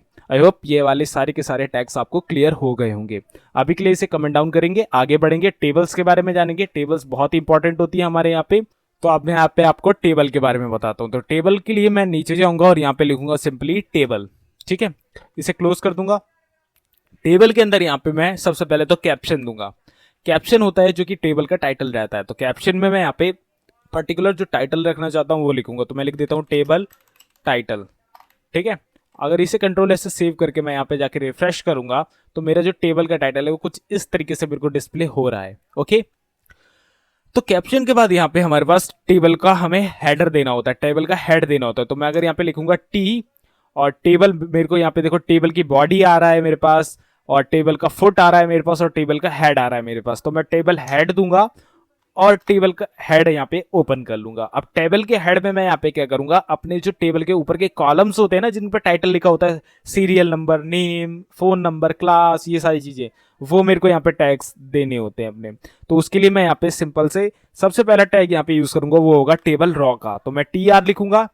ओके, ये टेबल रॉ का टैग होता है जो कि रॉ डिफाइन करता है, और टेबल रॉ के अंदर मैं यहाँ पे लिखूंगा सबसे पहला, जिसमें मेरे को टेबल का कॉलम, मतलब कॉलम प्रोवाइड करना है, कॉलम का नेम प्रोवाइड करना है, जो कि होता है टेबल की हेडिंग। ओके, तो मैं यहाँ टेबल की हेडिंग ओपन करा। अब मैं सबसे पहले यहाँ पे देना चाहता हूँ जैसे कि कार का नेम, कार नेम। ओके, ये मैंने सबसे पहले हेडिंग ले ली। इसे Ctrl+C से कॉपी करूंगा और 3 बार या 4 बार पेस्ट कर दूंगा। कार नेम हो गया, और कार मॉडल, कार ईयर, और कार ड्रिवन। ये इन्फॉर्मेशन है, जैसे कोई यूज्ड कार की कंपनी है उसकी इन्फॉर्मेशन हमें टेबल के अंदर रखनी है, तो ये उसके पैरामीटर्स हमने रख लिए। अगर अभी के लिए मैं यहाँ पे जाके इसे रिफ्रेश करता हूँ तो यह देखो हमारी car name, car model, car year और कार ड्रिवन नाम के यहाँ पे हमारे पास एक रॉ के अंदर 4 कॉलम्स आ गए। अब इसके अंदर हम एंट्रीज कर सकते हैं। ओके, एंट्रीज कर सकते हैं। आप यहाँ पे कार, ये पर्टिकुलर कार लिखना चाहते हो तो लिखो, या नहीं लिखना चाहते तो आप नहीं भी लिख सकते हो। ये आप पे डिपेंड करता है कि आप यहाँ पे लिखना चाहते हो कि नहीं लिखना चाहते हो। ओके, मैं नहीं लिखना चाहता। अगर अभी जाके रिफ्रेश करूं तो काफी अच्छा प्रेजेंट हमें ये दिख रहा है। तो पहली रो क्रिएट हो चुकी है। इसके बाद हमें यहाँ पे हेड के बाहर निकलना है। हेड के बाहर निकल के बाद यहाँ पे हमें टी बॉडी को यूज करना है, यानी टेबल की बॉडी। टेबल की बॉडी में क्या होगा, यानी हमारी जो एंट्रीज होंगी टेबल बॉडी के अंदर हो गए। अब हमें यहाँ पे टेबल रॉ, एक नई रॉ क्रिएट करनी है ना। अब टेबल रॉ के अंदर जाएंगे और टेबल का डिस्क्रिप्शन देना है, यानी TD, टेबल का डिस्क्रिप्शन। ऊपर था टेबल हेडिंग, अब टेबल की डिस्क्रिप्शन। अब पहली डिस्क्रिप्शन पे हम यहाँ पे क्या प्रोवाइड करेंगे, पहली एंट्री। अब पहली एंट्री हम यहाँ पे किसकी करेंगे, यानी नेम की। तो नेम होगा पहली गाड़ी का, जैसे कि हम दे देते हैं मारुति। ठीक है, मारुति, और उसके बाद उसका हमें क्या देना है, मॉडल नेम। तो मैं इस जस्ट लाइन को कॉपी कर लूंगा Ctrl+C से, अगली लाइन पे जाके पेस्ट, और अगली लाइन पे जाके पेस्ट। तो हमारी 4 एंट्री है, एक तो कार की ब्रांड, फिर दूसरा उसका मॉडल। तो मॉडल में हम यहाँ पे दे देते हैं जैसे कि स्विफ्ट हो गई, और ईयर उसका कौन सा है, 2018 है, और ड्रिवन कितनी है, सिर्फ और सिर्फ 25,000। ठीक है, तो ये हमारी पहली एंट्री हो चुकी है। अगर अभी जाके मैं इसको रिफ्रेश करूं तो आप जस्ट देख सकते हो नेम के नीचे मारुति आ रहा है, मॉडल पे स्विफ्ट आ रहा है, ईयर पे 2018 आ रहा है, ड्रिवन पे 25,000 आ रहा है। इसी तरीके से आप जितनी भी एंट्री करना चाहते हो आप कर सकते हो। आपको करना क्या है, अब आपको ये टेबल रॉ वाला पूरा का पूरा सेक्शन उठा के दोबारा से आपको कॉपी कर देना है, जितनी भी एंट्री आपको करनी है। ओके, तो हमने मारुति स्विफ्ट की कर ली थी, स्विफ्ट की जगह अब यहाँ पे आप कर लो सियाज, और सियाज का मॉडल है आपका 16, और ये चलिए आपकी 55। और इसके बाद स्विफ्ट के बाद यहाँ पे आप चेंज करके कर दो वैगन आर, और वैगन आर है आपकी 18 मॉडल, और ये चलिए सिर्फ और सिर्फ 85,000। और लास्ट हम यहाँ पे कर देते हैं अल्टो, और अल्टो का मॉडल है 11 मॉडल, और चली है 1,25,000। ठीक है, और अगर अभी यहाँ पे जाके रिफ्रेश करूंगा तो ये चारों की चारों एंट्री हमारी यहाँ पे बिल्कुल टेबल की तरीके से हो चुकी है। लेकिन अभी यहाँ पे ये टेबल उतनी अच्छी प्लेजेंट तरीके से हमें देखने को नहीं मिल रही है। अभी के लिए हम क्या करते हैं, एक लंबा नाम ना लेके एक छोटा सा नाम लेते हैं, क्योंकि हम CSS से स्टाइलिंग करते हैं, तब हम इसमें पैडिंग, मार्जिन ये सब प्रोवाइड कर सकते हैं, तब ये प्लेजेंट तरीके से दिखता है। अभी के लिए हम यहाँ पे वैगन आर की जगह कर देते हैं, कौन सी कर देते हैं, हम यहाँ पे कर देते हैं S क्रॉस। ठीक है, S क्रॉस कर दिया है, तो ये छोटा सा दिख रहा है बस। तो अब इस पे बॉर्डर देते हैं। तो बॉर्डर देने के लिए मैं आगे जाऊंगा, ऊपर टेबल पे स्पेस दूंगा यहाँ पे, और लिखूंगा बॉर्डर। बॉर्डर के बाद मैं यहाँ पे सिंपल बॉर्डर का पिक्सल दे दूंगा, जैसे कि मैं यहाँ पे जाता हूँ 3 पिक्सल्स की बॉर्डर, तो मैं 3 पिक्सल्स यहाँ पे लिख दूंगा। अब यहाँ पे जाके रिफ्रेश करूंगा तो यहाँ पे आप देख सकते हो बॉर्डर आ चुकी है। तो इसी तरीके से आप यहाँ पे काम कर सकते हो। टेबल हो गया आपका, और वैसे ये एक अच्छी प्रैक्टिस नहीं होती है, अगर आप इसे सिर्फ और सिर्फ CSS में यूज़ करते हैं तो ज़्यादा अच्छी प्रैक्टिस इसे माना जाता है।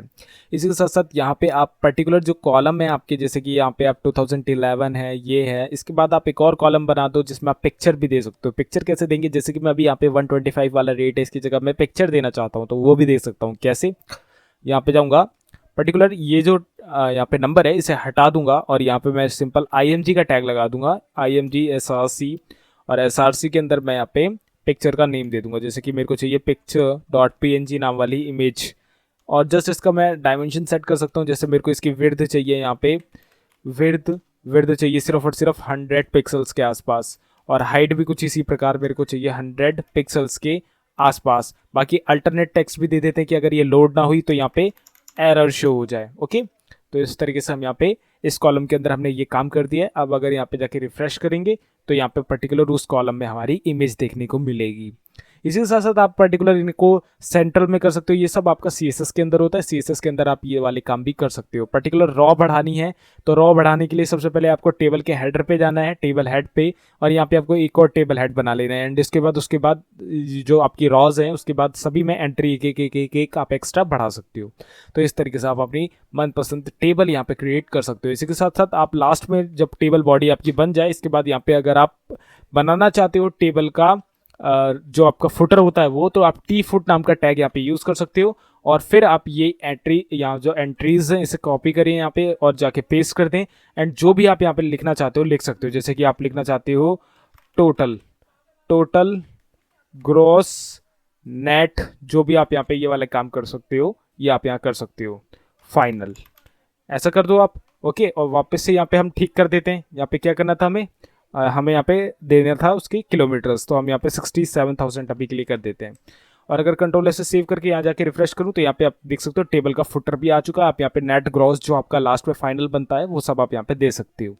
इस तरीके से आप यहाँ पे टेबल क्रिएट करते हो। वहीं पर्टिकुलर आपको किसी कॉलम का कलर देना है, टारगेट करना है इन एलिमेंट्स को, तो वो भी आप कर सकते हो CSS की मदद से। जैसे कि मैं आपको यहाँ पे करके दिखा देता हूँ। जैसे कि वैसे तो आपको पता ही है CSS की मदद से कर सकते हैं, तो मैं CSS की फाइल खोल लेता हूँ और CSS की वीडियो में आपको सब कुछ करके दिखाऊंगा, उसकी चिंता मत लेना। अब जैसे कि हमारी जो टेबल बॉडी है इसमें जितनी भी रॉस की एंट्री है इनका जो कलर है वो मैं यहाँ पे चेंज करना चाहता हूँ। तो मैं यहाँ पे जाऊँगा, लिखूंगा टी बॉडी और यहाँ पे मैं कर दूंगा बैकग्राउंड कलर जो भी मैं यहाँ रखना चाहता हूँ। जैसे मैं कॉर्नफ्लावर ब्लू रखना चाहता हूँ और टेक्स्ट का कलर अलग रखना चाहता हूँ, तो मैं टेक्स्ट का कलर के लिए मैं यहाँ पे टेक्स्ट कलर की यहाँ पे दे दूंगा, जैसे टेक्स्ट कलर, या फिर सिंपल कलर भी दे सकता हूँ मैं कलर। और इसका कलर मैं रखना चाहता हूँ ये वाला डार्क गोल्डन रेड। अब जाके यहाँ रिफ्रेश करूंगा तो यहाँ पे आप देख सकते हो टेक्स्ट का कलर डार्क गोल्डन रेड हो गया और बैकग्राउंड का कलर यहाँ पे हमारा ब्लू हो गया।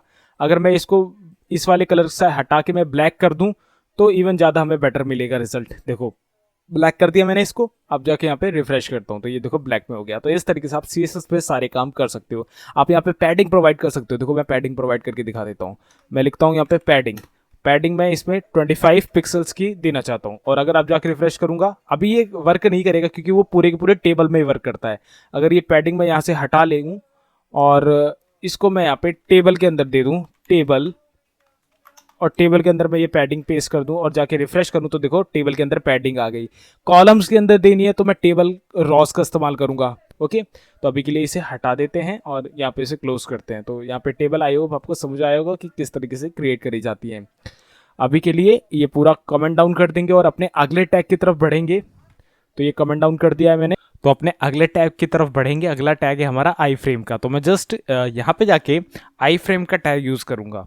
तो आई फ्रेम एक्चुअल में क्या होता है? आई फ्रेम एक तरीके की आपकी विंडो होती है जो आप किसी दूसरे बैकलिंक के द्वारा खोल सकते हैं अपने वेब पेज के अंदर। अब जैसे कि मैं अपनी वेब पेज पे जाऊँगा, रिफ्रेश करूँगा तो अभी के लिए ये ब्लैंक है, लेकिन मैं यहाँ पे अगर सर्च करता हूँ रेलवे वेबसाइट्स, ठीक है, रेलवे वेबसाइट्स मैंने सर्च करी तो मेरे को कोई अच्छी सी वेबसाइट दिख रही है जो मतलब मेरे को अपने वेब पेज में उसका लिंक देना या फिर उसकी एक तरीके की विंडो ओपन करनी है। जैसे कि एक होता है ना रेलवे इंक्वायरी, एक होता है ट्रेन लाइव स्टेटस। तो जैसे मैं ट्रेन लाइव स्टेटस देना चाहता हूँ तो ट्रेन लाइव स्टेटस की कोई भी अच्छी सी वेबसाइट जो मेरे को जिसकी परमिशन हो, ठीक है, कि आप उसका एक तरीके का API आप मान सकते हो अपनी वेबसाइट पे लगा सको। तो उसके लिए आपको करना क्या है, सिंपल से वहाँ पे उस वेबसाइट की लिंक लेनी है। जैसे कि मैं इस वेबसाइट को लेता हूँ, तो ये डिपेंड करता है कि वो वेबसाइट अलाउ करती है कि नहीं करती, क्योंकि यहाँ पे पोर्ट नंबर वाला सिस्टम आ जाता है। सारी वेबसाइट्स ये अलाउ नहीं करती हैं, लेकिन जो वेबसाइट्स अलाउ करती है आप उनको यहाँ पे लिंक कर सकते हो। तो कोई भी वेबसाइट हो आप उसको पता कर सकते हो कि वो उसको अलाउ करती है कि नहीं करती। कैसे? आप सिंपल उन्हें मेल कर सकते हो, अगर वो आपको रिस्पॉन्स देते हैं हाँ भाई आप यूज़ करो, तो आप उसको यूज़ कर सकते हो। तो देखो मैंने यहाँ पे ये वाली realinquiry.in वाली वेबसाइट देखी है, इसे मैं कॉपी कर लेता हूँ यहाँ से और अपने वेब पेज में चला जाता हूँ। अभी के लिए वेब पेज में कुछ नहीं है, और अब मैं यहाँ पे जाके आई फ्रेम का टैग लगाता हूँ। तो मैं लिखूंगा आई फ्रेम स्पेस लिख के मैं यहाँ पे लिख दूंगा SRC, और SRC के अंदर मैं सिंपल उस लिंक को पेस्ट करा दूंगा और जस्ट यहाँ पे इस टैग को क्लोज कर दूंगा। सिर्फ इतना अभी मैंने यहाँ पे काम किया है। अपने वेब पेज पे जाऊंगा, रिफ्रेश करूंगा, रिफ्रेश करते ही आप यहाँ पे देख सकते हो रेल इंक्वायरी ओपन हो चुका है। जैसे कि आपको यहाँ पे रेल इंक्वायरी का वेब पेज देखने को मिल रहा था, सेम इसी तरीके का वेब पेज यहाँ पे ओपन हो चुका है। यहाँ पे हमने इसका विड्थ या अलाइनमेंट आप कह सकते हो वो नहीं दिया था, तो इसलिए जितना हम यहाँ पे बाय डिफॉल्ट होता है उतने में ये लोड हो रही है। वहीं अगर अपने वेब पेज का हम यहाँ पे हाइट विड्थ सेट करना चाहे तो वो भी कर सकते हैं। अभी के लिए अगली लाइन पे इसका टैग कर देंगे और यहाँ पे हाइट विड्थ सेट कर देते हैं। तो मैं इसकी हाइट लेता हूँ जैसे कि 500, ठीक है, 500 में इसकी हाइट ले लेता हूँ, और विड्थ मैं ले लेता हूँ, इसकी विड्थ ले लेता हूँ 850 पिक्सल्स में देनी होती है, आप पिक्सल लिख सकते हैं। इतना मैं यहाँ पे लिख दूंगा, अपने पेज पे जाके रिफ्रेश करूंगा तो ये उतना ही बड़ा वेब पेज का ओपन हो जाएगा। तो अकॉर्डिंग टू योर नीड, अगर आप किसी दूसरी वेबसाइट को अपनी वेबसाइट के अंदर एज अ फ्रेम यूज़ करना चाहते हो, एज अ आप मान सकते हो कि एज अ रेफरेंस आप यूज़ करना चाहते हो, जैसे कंपेयरिंग की वेबसाइट्स होती हैं, बहुत सारी चीज़ें होती हैं, तो पर्टिकुलर आप ऐसे कर सकते हो। किसी दूसरे वेब पेज को भी यहाँ पे लिंक कर सकते हो, वेबसाइट को भी लिंक कर सकते हो, बस आपको उस वेबसाइट की परमिशन होनी चाहिए, ठीक है। तो सारी वेबसाइट यहाँ वर्क नहीं करती हैं, कुछ वेबसाइट्स वर्क करती है। जैसे कि मैं एक और वेबसाइट दिखा देता हूँ, आज तक की। आज तक भी ये ओपन करती है कि आपका इसका API आप कहीं पे भी कनेक्ट करा लो। तो जैसे अब मैं यहाँ पे आज तक को लाना चाहता हूँ, तो मैं जस्ट यहाँ पे आज तक को यहाँ पे लिख दूंगा, आज तक की वेबसाइट का लिंक लिख दूंगा। अब यहाँ पे रिफ्रेश करूंगा तो आज तक नहीं आता है, आई थिंक दूसरी कोई न्यूज़ की वेबसाइट आती होगी। जैसे मैं न्यूज़ वेबसाइट लिखता हूँ, तो इसी तरीके से होता है। जो वेबसाइट अलाउ नहीं करती तो रिफ्यूज टू कनेक्ट ऐसा आ जाता है, क्योंकि वो जब रिक्वेस्ट उन तक जाती है तो वो रिक्वेस्ट एक्सेप्ट नहीं करते। अब देखो ndtv.com है, अब ndtv शायद यहाँ पे अलाउ करता हो या ना करता हो वो मुझे नहीं पता, अभी आप पता चल जाएगा। ndtv.com रिफ्रेश करूंगा, देखो अलाउ करता है तो यहाँ पे ये ओपन हो गया। तो इस तरीके से यहाँ पे आप आई फ्रेम की मदद से ये काम कर सकते हो। इवन आप यूट्यूब के वीडियोज़ का भी यूज़ कर सकते हो। कैसे कर सकते हो? मैं अपना यूट्यूब ओपन कर लेता हूँ, youtube.com, और अपने चैनल पे चला जाता हूँ। मैं अपने चैनल पे आ चुका हूँ और यहाँ पे किसी भी पर्टिकुलर वीडियो को ले लेता हूँ। जैसे कि मैं वेब डेवलपमेंट वाली ही इस वीडियो को ले लेता हूँ, ठीक है। इस वीडियो को ओपन करा मैंने, अब मैं शेयर के बटन पर क्लिक करूँगा। शेयर के बटन पे यहाँ पे मेरे को एम्बेड का ऑप्शन आ रहा है, मैं इस पर क्लिक करूँगा, ऑटोमेटिकली यहाँ पे आई फ्रेम का टैग जनरेट हो जाता है। मैं जस्ट इसे कॉपी करूँगा, अपने कोड में जाऊँगा, इसे मैं अभी के लिए कमेंट डाउन कर दूंगा और यहाँ पे जाके उस टैग को कॉपी कर दूंगा, मतलब पेस्ट कर दूंगा। तो देखो इतना बड़ा टैग आया है, इसमें क्या क्या है मैं आपको पढ़ के बता देता हूँ। सबसे पहले तो यहाँ पे आई फ्रेम की विड्थ दी गई है, फिर हाइट दी गई है, ये पिक्सल्स में होती है, यहाँ पे आपका पिक्सल मेंशन नहीं है। सोर्स में उस पर्टिकुलर वीडियो को एम्बेड करने की लिंक दी गई है, ओके। फिर उसका फ्रेम का बॉर्डर बताया गया, फ्रेम बॉर्डर मतलब जो एक तरीके का बॉर्डर आएगा उस फ्रेम में, तो यहाँ अभी 0 है। और इसका जो प्ले है वो यहाँ पे अलाउ कर दिया गया है, मतलब आपकी जो वीडियो है वो ऑटो प्ले होगी। देखो लिखे हुए सारे कंट्रोल, ऑटो प्ले होगी, एक्सेलेरोमीटर होगा, क्लिपबोर्ड राइट होगा, इंक्रिप्टेड मीडिया होगी, गायरोस्कोप होगा। गायरोस्कोप का मतलब होता है आप उस वीडियो को देख सकते हो 3D में, मतलब 3D कहते हैं 360, उसमें picture in picture, allow full screen, सारे कंट्रोल यहाँ पे इसको दिए गए हैं। अगर अपने वेब पेज पे जाके मैं इसे रिफ्रेश करूंगा यहाँ पे, तो आप यहाँ पे देख सकते हो मेरी वीडियो यहाँ पे आ रही है। अगर मैं यहाँ पे क्लिक करूंगा तो इसके सारे कंट्रोल होने की वजह से यहाँ पे ये प्ले भी हो जाएगी। तो इस तरीके से यहाँ पे आप अपनी YouTube वीडियोज़ या फिर और भी वेबसाइट्स को जिसकी अलाउंस आपको मिलती है, या फिर आप मान सकते हो जिसमें रेस्ट्रिक्शंस नहीं होती, वो आप अपनी वेबसाइट वेब पेजेस में लिंक कर सकते हो with the help of I frame tag. तो अभी के लिए अगले टैग पे बढ़ेंगे। आई फ्रेम टैग को यहाँ पे अभी के लिए कमेंट डाउन कर देंगे। अगला टैग क्या है हमारे पास यहाँ पे? अब देखो आई फ्रेम टैग में आप अपनी PDF को भी लिंक कर सकते थे, ओके। लेकिन पीडीएफ हमने नहीं ली, क्योंकि पीडीएफ अगर आपकी सर्वर में अपलोड है तो जस्ट आई फ्रेम टैग का यूज़ करके उस पीडीएफ की लिंक आपको वहाँ पे प्रोवाइड कर देनी है, तो पीडीएफ भी वहाँ पे आपकी ओपन हो जाएगी। जैसे कि मैं आपको बता ही देता हूँ, करके दिखा देता हूँ। जैसे कि मैं यहाँ पे लिखूँ आई फ्रेम स्पेस दूँ, SRC दूँ, और SRC देखो मैंने यहाँ पे PDF फाइल डॉट PDF यहाँ पे इसी डायरेक्टरी के अंदर कर रखी है। अगर मैं इसको यहाँ पे ओपन करूँ देखो, तो यहाँ पे देखो index.html और PDF फाइल डॉट PDF यहाँ पे मेरे पास एक फाइल है, जिसको अगर ओपन करूंगा तो कुछ इस तरीके का ये वाला वेब पेज मैंने इस फाइल के अंदर PDF में कन्वर्ट कर रखा है। तो अब PDF फाइल डॉट PDF को मैं यहाँ पे आई फ्रेम के अंदर यूज कर सकता हूँ कि नहीं कर सकता, लेट्स सी। मैं जस्ट यहाँ पे क्या लिखूंगा, PDF फाइल, ठीक है, फाइल डॉट PDF, और इसे जस्ट मैं यहाँ पे क्लोज कर दूंगा, और आई फ्रेम का टैग हमारा यहाँ पे क्लोज हो चुका है। PDF फाइल डॉट PDF है हमारी इस फाइल का नाम। जाके रिफ्रेश करता हूँ, रिफ्रेश करते ही देखो यहाँ पे वो वाली PDF ओपन हो चुकी है। ठीक है, अब आपको समझ में आया कि किस तरीके से मैंने यहाँ पे ओपन करके दिखाया PDF भी। तो लिंक भी आप यहाँ पे कर सकते हो, PDF भी आप कर सकते हो। तो आई फ्रेम सभी के लिए सपोर्टेबल होता है। तो PDF फाइल और किसी भी पर्टिकुलर वेबसाइट की लिंक या फिर यूट्यूब वीडियो को अगर आपको एम्बेड करना है तो आई फ्रेम टैग का यूज कर सकते हो। इसी के साथ साथ और दो तरीके के टैग आते हैं, एक होता है ऑब्जेक्ट, एक होता है एम्बेड।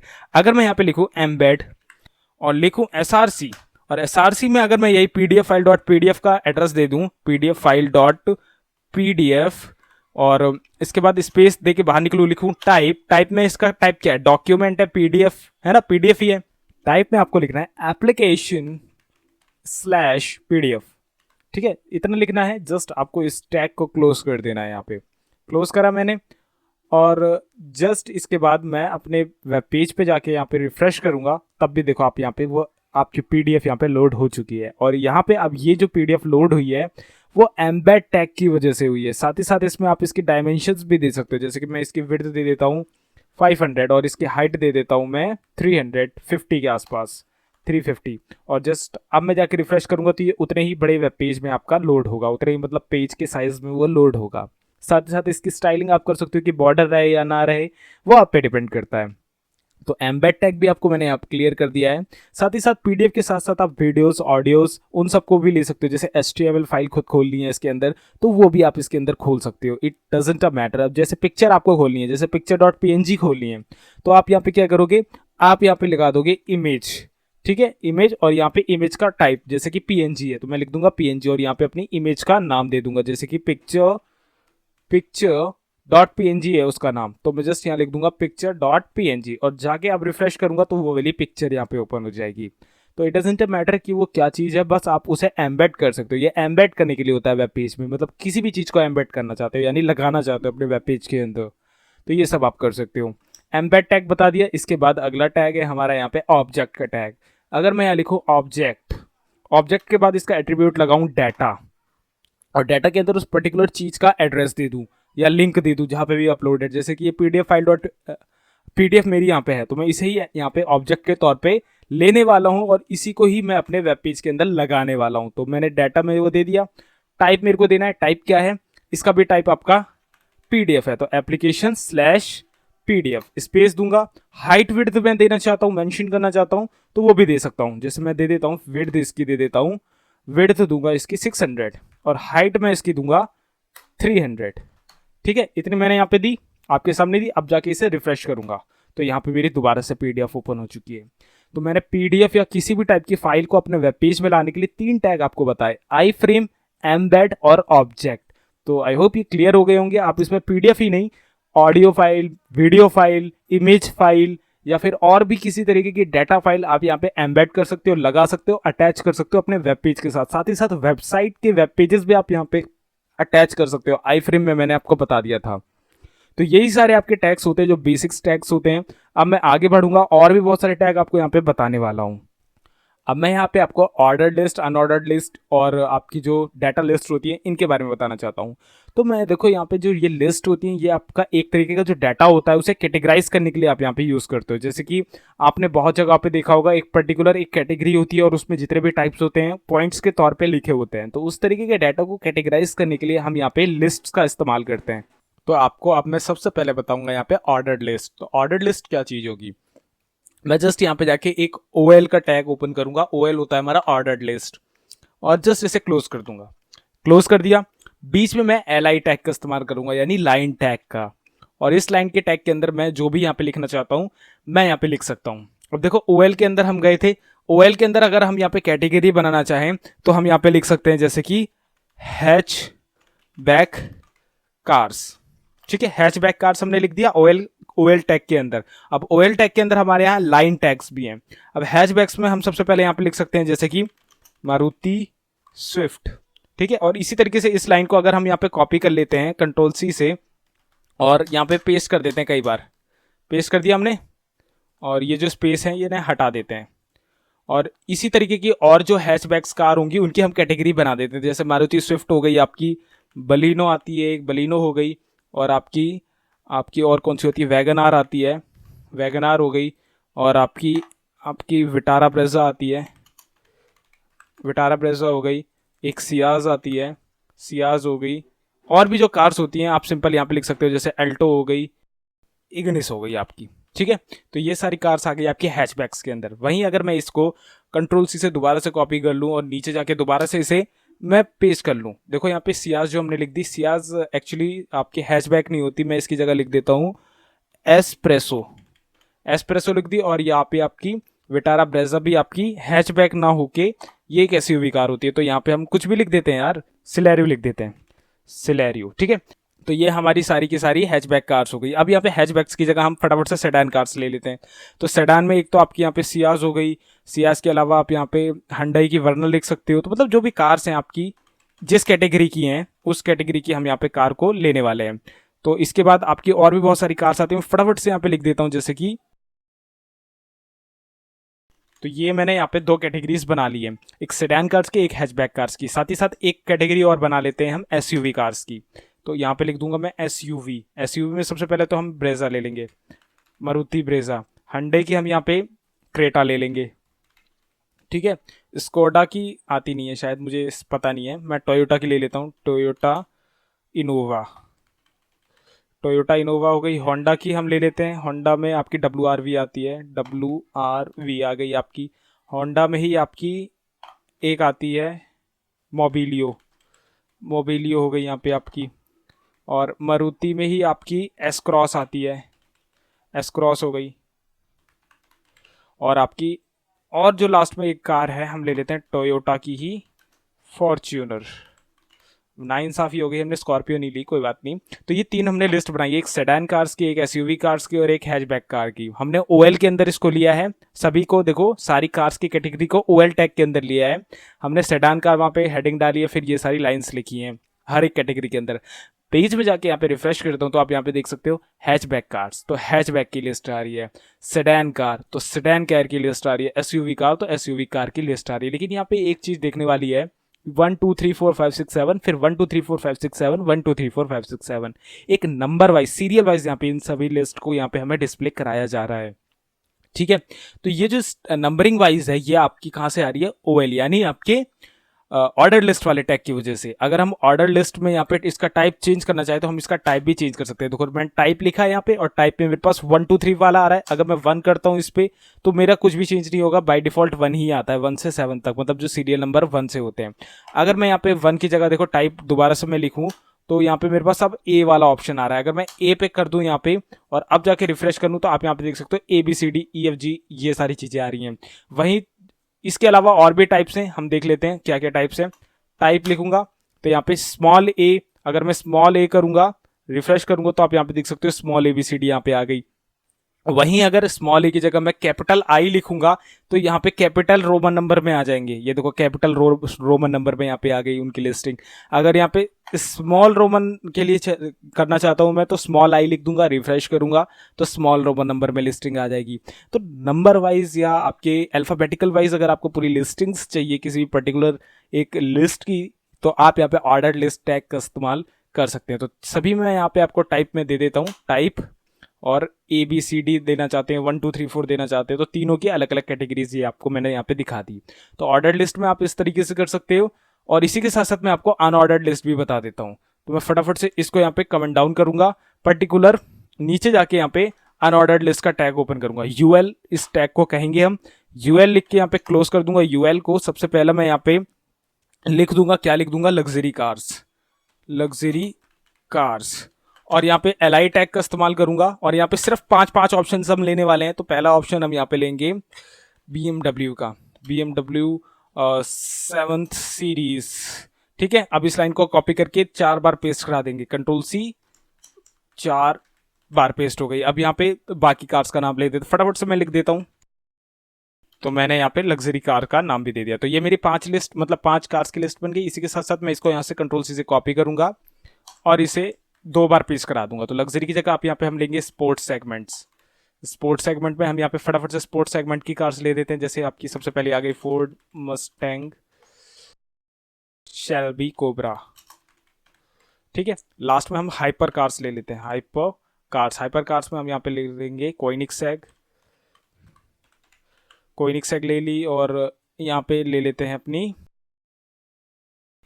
ठीक है, तो ये हमने यहाँ पे इसकी भी लिस्ट बना दी। अगर अभी जाके पेज में रिफ्रेश करूंगा तो लग्जरी में आपकी यहाँ पे डिस्क आ रही हैं, यहाँ पे भी आपकी डिस्क आ रही हैं, यहाँ पे भी आपकी डिस्क आ रही है। सेम बिल्कुल उसी तरीके से लिस्ट आनी है जैसे कि ऑर्डर लिस्ट में आ रही थी, लेकिन वहाँ पे हमारे क्या था, नंबरिंग आ रही थी, अल्फाबेटिकल वाइज आ रहा था। यहाँ पे क्या आ रहा है, गोल गोल से पॉइंट आ रहे हैं। तो यही होता है आपके अनऑर्डर्ड लिस्ट। इसमें आपकी नंबर नहीं होते, ना ही आपके अल्फाबेट होते हैं, सीरियल नंबर इसमें नहीं होते हैं। इसमें हम यहाँ पे शेप्स का इस्तेमाल करते हैं। जैसे UL के आगे स्पेस देके मैं लिखूंगा टाइप के बाद इस इक्वल टू लगाऊंगा, और यहाँ पे अगर मैं लिख दूंगा अभी के लिए डिस्क, और अगर यहाँ पे जाके रिफ्रेश करूंगा तो यहाँ पे कोई भी चीज़ नहीं होगा, क्योंकि ऑलरेडी ये डिस्क में है। ये डिस्क कहेंगे हम इसे। इसकी जगह अगर मैं यहाँ पे लिख दूंगा स्क्वायर, SQUARE, स्क्वायर, और अब जाके यहाँ पे रिफ्रेश करूंगा तो आप यहाँ पे देख सकते हो सर्कल से इसको कहाँ पे स्क्वायर में बदल चुके हैं, ये स्क्वायर हो चुके हैं। वहीं इसकी जगह अगर मैं लिख दूंगा राउंड, और अब जाके यहाँ पे रिफ्रेश करूंगा तो आप देख सकते हो दोबारा से ये राउंड हो चुके हैं। तो इस तरीके से यहाँ पे भी स्क्वायर, राउंड, ये सब आप यूज़ कर सकते हो, स्टाइलिंग कर सकते हो। तो ये आप पे डिपेंड करता है कि आप किस तरीके के टाइप में यहाँ पे इन्हें लेना चाहते हो। तो आप इनका भी इस्तेमाल यहाँ पे कर सकते हो। राउंड की जगह आप स्क्वायर ले सकते हो, और भी जैसी शेप आप यहाँ पे लेना चाहते हो। नहीं तो इसी के साथ साथ यहाँ पे एक स्टाइलिंग और होती है। जैसे अगर आप यहाँ पे स्टाइल का इस्तेमाल करोगे, स्टाइल टैग लोगे, स्टाइल टैग के बाद यहाँ पे टाइप का इस्तेमाल करोगे, तो टाइप आप इसका यहीं से चेंज कर सकते हो। देखो यहाँ पे मैं आपको दिखाता हूँ टाइप किस तरीके से और चेंज कर सकते हो। आपको यहाँ पे क्या लेना है, लिस्ट स्टाइल। ये देखो लिस्ट स्टाइल आपको देखने को मिल रहा है। इस पे आप करोगे तो यहाँ पे आपको सर्कल, डिस्क, ये सब देखने को मिलेगा। अगर मैं सर्कल पे क्लिक करता हूँ और अब जाके यहाँ पे रिफ्रेश करता हूँ तो आप यहाँ पे देख सकते हो नीचे वाली लिस्ट में सर्कल वाले सारे हो चुके हैं। और भी आप कर सकते हो स्टाइल में। देखो मैं दोबारा से इसे हटा देता हूँ यहाँ से, स्टाइल, और डिस्क आपको बता दिया, और डेसिमल एक बार बता देता हूँ। डेसिमल अगर जाके रिफ्रेश करूँगा तो ये देखो डेसिमल में इस तरीके से हो जाएंगे 1 2 3 4 5। तो मतलब बहुत सारे टाइप है, आप खुद से एक्सप्लोर करोगे, जैसा आपको जो सही लगेगा आपकी वेबसाइट के लिए वो आप यहाँ पे कर सकते हो। सिंबल्स में करना चाहते हो तो इसके अंदर आप सिंबल भी प्रोवाइड कर सकते हो। स्क्वायर आपको बता दिया मैंने, और भी बहुत सारे हैं। देखो आप lower Greek, lower alpha, Roman, Latin जैसा भी करना चाहो। डिस्क मैंने आपको बता दिया था। लोअर अल्फा या ग्रीक मैं बता देता हूँ, लोअर ग्रीक किस तरीके से दिखेगा आपको, लोअर ग्रीक कुछ इस तरीके से दिखेगा। तो ये सब आप यहाँ से कर सकते हो। ठीक है, तो ये पूरा ये आपकी CSS स्टाइलिंग हो चुकी है एक्चुअल में, लेकिन आप स्टाइल टैग के अंदर वो कर सकते हो अगर आप किसी पर्टिकुलर टैग के अंदर यूज़ करना चाहो। ठीक है, तो टाइप और स्टाइल दोनों आप यहाँ पे कर सकते हो। तो यहाँ पे अनऑर्डर्ड लिस्ट भी मैंने आपको बता दिया है। तो अभी इसे भी कमेंट डाउन कर देते हैं यहाँ तक, और आपको यहाँ पे अब मैं बताता हूँ अपनी डाटा लिस्ट के बारे में। तो मैं जस्ट यहाँ पे नीचे जाऊँगा और यहाँ पे DL टैग का इस्तेमाल करके एक डाटा लिस्ट को ओपन कर लूँगा, और इस डाटा लिस्ट के अंदर मैं यहाँ पे लिख दूँगा, जैसे कि कुछ भी मैं यहाँ पे किसी भी चीज़ की लिस्ट बना रहा हूँ, जैसे टॉप सर्च इंजन्स। ठीक है, ये मैं यहाँ पे इसकी मैं पर्टिकुलर एक लिस्ट बना रहा हूँ। तो मैं लिखूँगा DL के अंदर अब यहाँ पे मैं क्या करूँगा, इनके आइटम्स दूंगा। तो मैं यहाँ पे लिखूँगा DT। ठीक है, तो ये डाटा लिस्ट की टर्म्स होती हैं। मैं दोबारा से एक बार करके अभी दिखा देता हूँ। DT लिखा मैंने। सबसे पहले मैं यहाँ लिखूँगा गूगल लिख के अगर अपने वेब पेज पे जाके रिफ्रेश करूँगा तो यहाँ पे टॉप सर्च इंजन आ रहा है, गूगल आ रहा है। इसमें आपके आगे कोई भी नोटेशंस नहीं आती है। नोटेशंस का मतलब ये जो आपके यहाँ पे जो पॉइंट्स आ रहे थे 1 2 3 4 5 को सीरियल नंबर आ रहे थे, ये सब यहाँ पे आपका कुछ भी आपको देखने को नहीं मिलता है। ठीक है, ये चीज़ आपको यहाँ पे ध्यान रखनी पड़ेगी। तो यहाँ पे जो आपकी हेडिंग होती है, टर्म्स होती है, तो वो आप यहाँ पे लिख सकते हो। जैसे कि DT में मैंने गूगल लिखा है, अगर आप यहाँ पे इसकी जगह टॉप सर्च इंजन ये काट के यहाँ पे लिख दोगे तो इवन ये ज़्यादा बेटर रहेगा।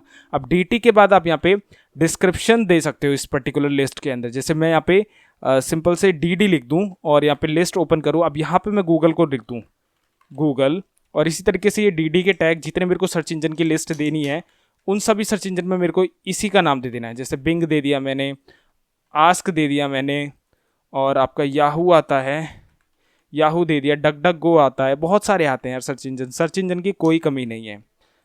यहाँ पे लिख देते हैं डक डक गो, ठीक है। और एक और दे देते हैं लास्ट में, यहाँ पे टॉगल आता था पहले एक।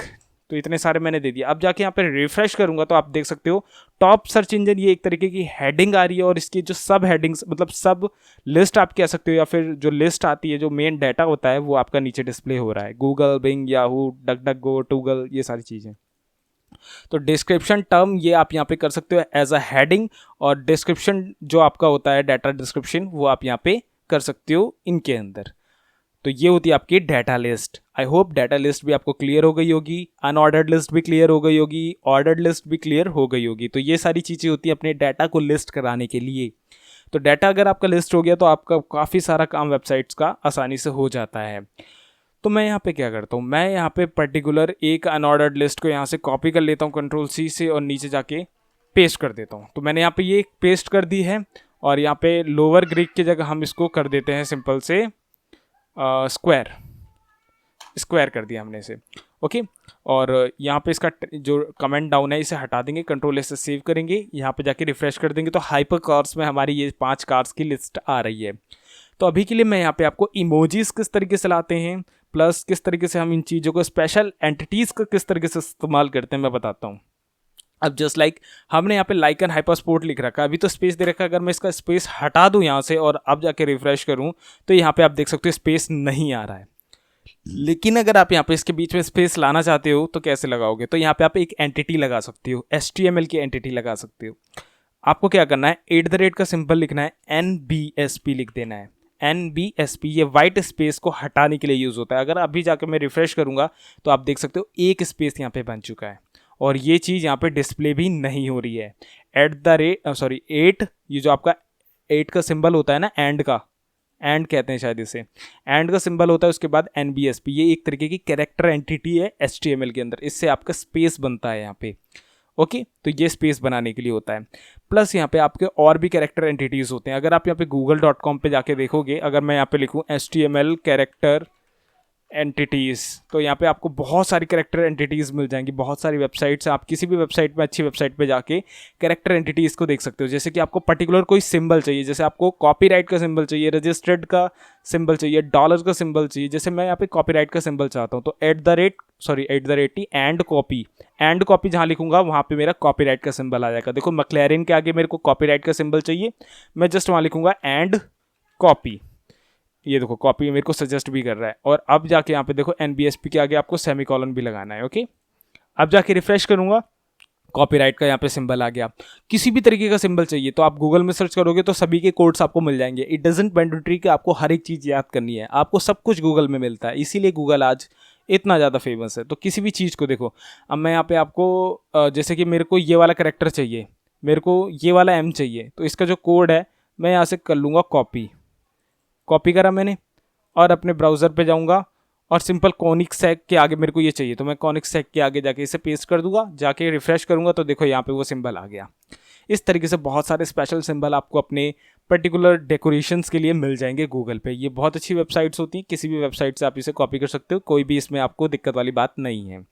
तो ये होती है आपकी कैरेक्टर एंटिटीज़। तो एक तो आपको मैंने कैरेक्टर एंटिटीज़ यहाँ पे आप क्लियर कर दी हैं।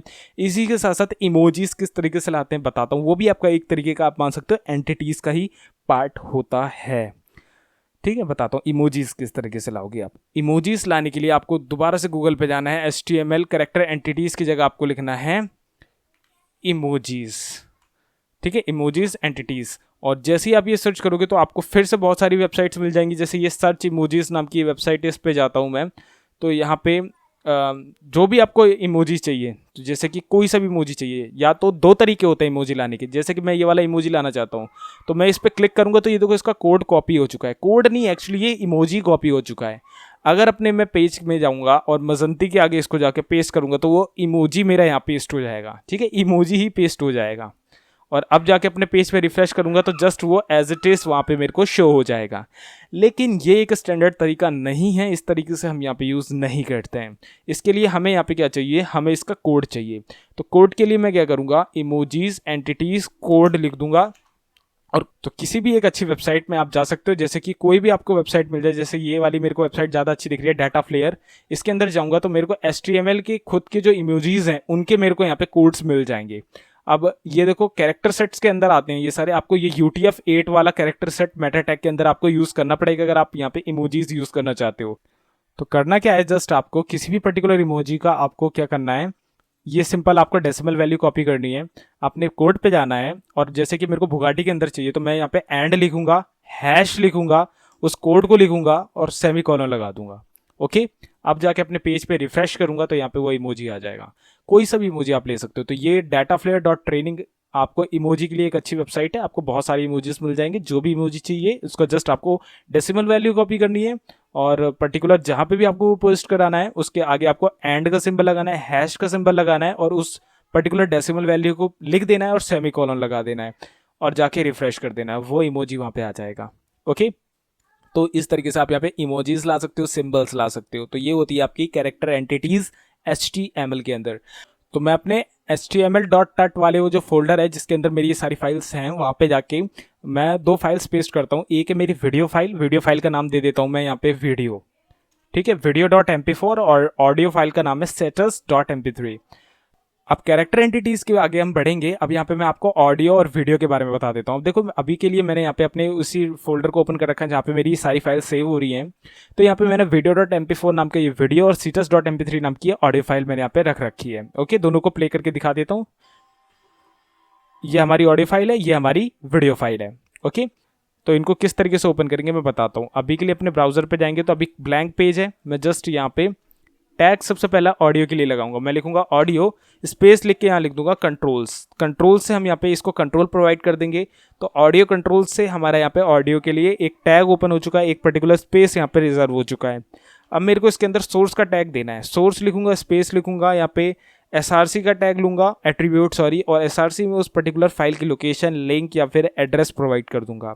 इसी डायरेक्टरी में है इसलिए मैं उसका नाम दे दूंगा उस पर्टिकुलर फाइल का जो कि है status.mp3। लिखूंगा status.mp3 तो यहाँ पे वो फाइल भी आ चुकी है।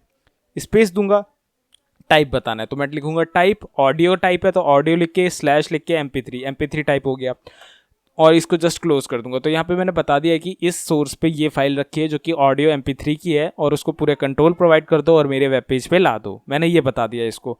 ब्राउजर पे जाके रिफ्रेश करूंगा, यहाँ पे मेरे पास वो चीज़ आ चुकी है। अगर मैं यहाँ पे क्लिक करूंगा तो मेरा वो वाला म्यूजिक यहाँ पे चालू हो जाएगा। तो इस तरीके से आप किसी भी ऑडियो फाइल को एम्बेड करके अपने डेस्कटॉप पे, मतलब अपने ब्राउज़र में, अपने वेब पेज के अंदर ला सकते हो। तो ये है आपके ऑडियो के लिए। इसे कमेंट डाउन करेंगे। वीडियो के लिए बता देता हूँ। वीडियो के लिए भी सेम आपको यही करना है। मेरे को लिखना है वीडियो के बाद यहाँ पे इस टैग को क्लोज कर देना है और इस वीडियो टैग के अंदर आपको सिंपल लिखना है कंट्रोल्स के बाद ऑटो प्ले करना चाहते हो तो ऑटो प्ले। इसके बाद आपको एक और टैग इसके अंदर ओपन करना है सोर्स का। लिखोगे सोर्स SRC में उस पर्टिकुलर लोकेशन का एड्रेस और उस फाइल का नाम। मेरे केस में इसी डायरेक्टरी में तो मैं जस्ट उस वीडियो का नाम दे दूंगा video.mp4। स्पेस दे के यहाँ लिखूंगा टाइप क्या है, वीडियो है और यहाँ पे इसका वीडियो का जो फॉर्मेट है वो है MP4 और जस्ट इसको क्लोज कर दूंगा। अब जाके यहाँ पे रिफ्रेश करूंगा तो मेरा वीडियो का अभी देखो साइज़ बहुत बड़ा है, थोड़ा सा एडजस्ट कर लेते हैं, विड्थ हाइट इसको प्रोवाइड कर देते हैं। तो ऑटो प्ले के आगे मैं लिखूंगा विड्थ मैं इसकी देना चाहता हूँ जैसे कि 500 और इसकी हाइट में देना चाहता हूँ 300। तो ये मैंने यहाँ पे प्रोवाइड कर दिया। अब जाके रिफ्रेश करूँगा तो पर्टिकुलर उतने साइज़ में आ जाएगी। यहाँ पे क्लिक करूँगा वीडियो चालू हो जाएगी। तो इस तरीके से आप कर सकते हो। अभी के लिए देखो इनमें सारे कंट्रोल्स आ रहे हैं। अगर कंट्रोल्स आप नहीं देना चाहते हो तो आपको यहाँ पे कंट्रोल्स वाला यहाँ पे एट्रीब्यूट हटा देना है और अब जाके यहाँ रिफ्रेश करोगे तो आपका कोई भी कंट्रोल यहाँ पे नहीं है। देख रहे हो, कोई भी कंट्रोल नहीं आ रहा। तो इस तरीके से यहाँ पे ये सारे काम होते हैं। आप दोबारा से कंट्रोल लिख दोगे और अब जाके यहाँ पे रिफ्रेश करोगे तो दोबारा से आपके कंट्रोल आ जाएंगे। ओके, तो ये सारे आप यहाँ पे काम कर सकते हो। तो ऑडियो वीडियो भी एम्बेड करना आपको यहाँ पे मैंने बता दिया है। तो यही आपके सारे के सारे बेसिक टैग होते हैं। इससे ज़्यादा आपको यहाँ पे अभी कोई ज़्यादा एम्बेड करने की या फिर और भी मैनिपुलेशन करने के टैग्स को जानने की अभी ज़रूरत नहीं है। बाकी धीरे धीरे आप जितना एक्सप्लोर करोगे उतना आपके लिए यहाँ पे बेटर रहेगा, आप और अच्छे से यहाँ पे अंडरस्टैंडिंग लेते हुए चले जाओगे। अब मैं यहाँ पे आपको कुछ और टैग्स के बारे में बता देता हूँ जो कि यहाँ पे थ्योरेटिकल होते हैं, क्योंकि वो अगर आप यहाँ पे डिस्प्ले करोगे तो आपको कोई भी अच्छा रिजल्ट देखने को नहीं मिलने वाला। अब जैसे कि यहाँ पे सबसे पहला टैग है हमारे पास, जो हम यहाँ पे नए ज़माने में यूज़ करते हैं, वो है डिव टैग। ठीक है, डिव टैग। अगर मैं यहाँ पे डिव लिखूँ और यहाँ पे सिंपल से इसके अंदर डिव के अंदर मैं एक पैराग्राफ का टैग ले लूँ और इस पर लिख दूँ hi I am Adarsh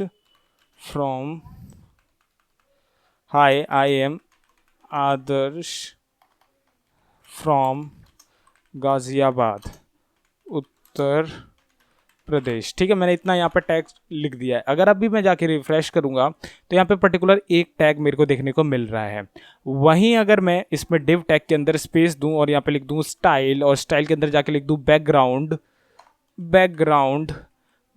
colour, और बैकग्राउंड कलर में मैं थोड़ा सा डिफरेंट येलो बैकग्राउंड दे दूँ, और अब जाके यहाँ पे इसे रिफ्रेश करूँ तो मेरा पूरा की पूरी लाइन में यहाँ पे येलो कलर का टैग मतलब हो चुका है बैकग्राउंड। वहीं अगर इस टैग को मैं इस टैग के बाद ये जो पैराग्राफ है इसे Ctrl+C से कॉपी करूं और इसकी मैं 5-6 कॉपी बना दी मैंने 5-6 कॉपी, और अब रिफ्रेश करूंगा तो जितने भी यहाँ पे आपके वो लाइंस होगी उन सभी में ये चीज़ रिफ्लेक्ट करेगी जो आप डिव टैग के अंदर दोगी। तो वहीं अगर आप यहाँ पे इस चीज़ को कॉपी करो, जैसे डिव को कॉपी ना करके हम अगली लाइन पे जाएंगे और यहाँ पे लिखेंगे स्पैन, और स्पैन में हम यहाँ पे कोई भी पर्टिकुलर चीज़ को ले सकते हैं। जैसे कि हम यहाँ पे किसी इमेज को लेना चाहते हैं तो इमेज आपके एक इनलाइन चीज़ होती है, तो ये जो डिव टैग होता है वो ब्लॉक एलिमेंट कहलाता है, स्पैन आपका इनलाइन एलिमेंट कहलाता है। तो स्पैन के अंदर हम जैसे कि एक लाइन लिख देते हैं, जैसे हेडिंग लिख देते हैं, तो मैं लिखूँगा H1 के अंदर लिख देते हैं दिस इज़ हेडिंग लिखा, और अब जाके इसे रिफ्रेश करेंगे तो यहाँ पे दिस इज हेडिंग लिखा हुआ आ रहा है।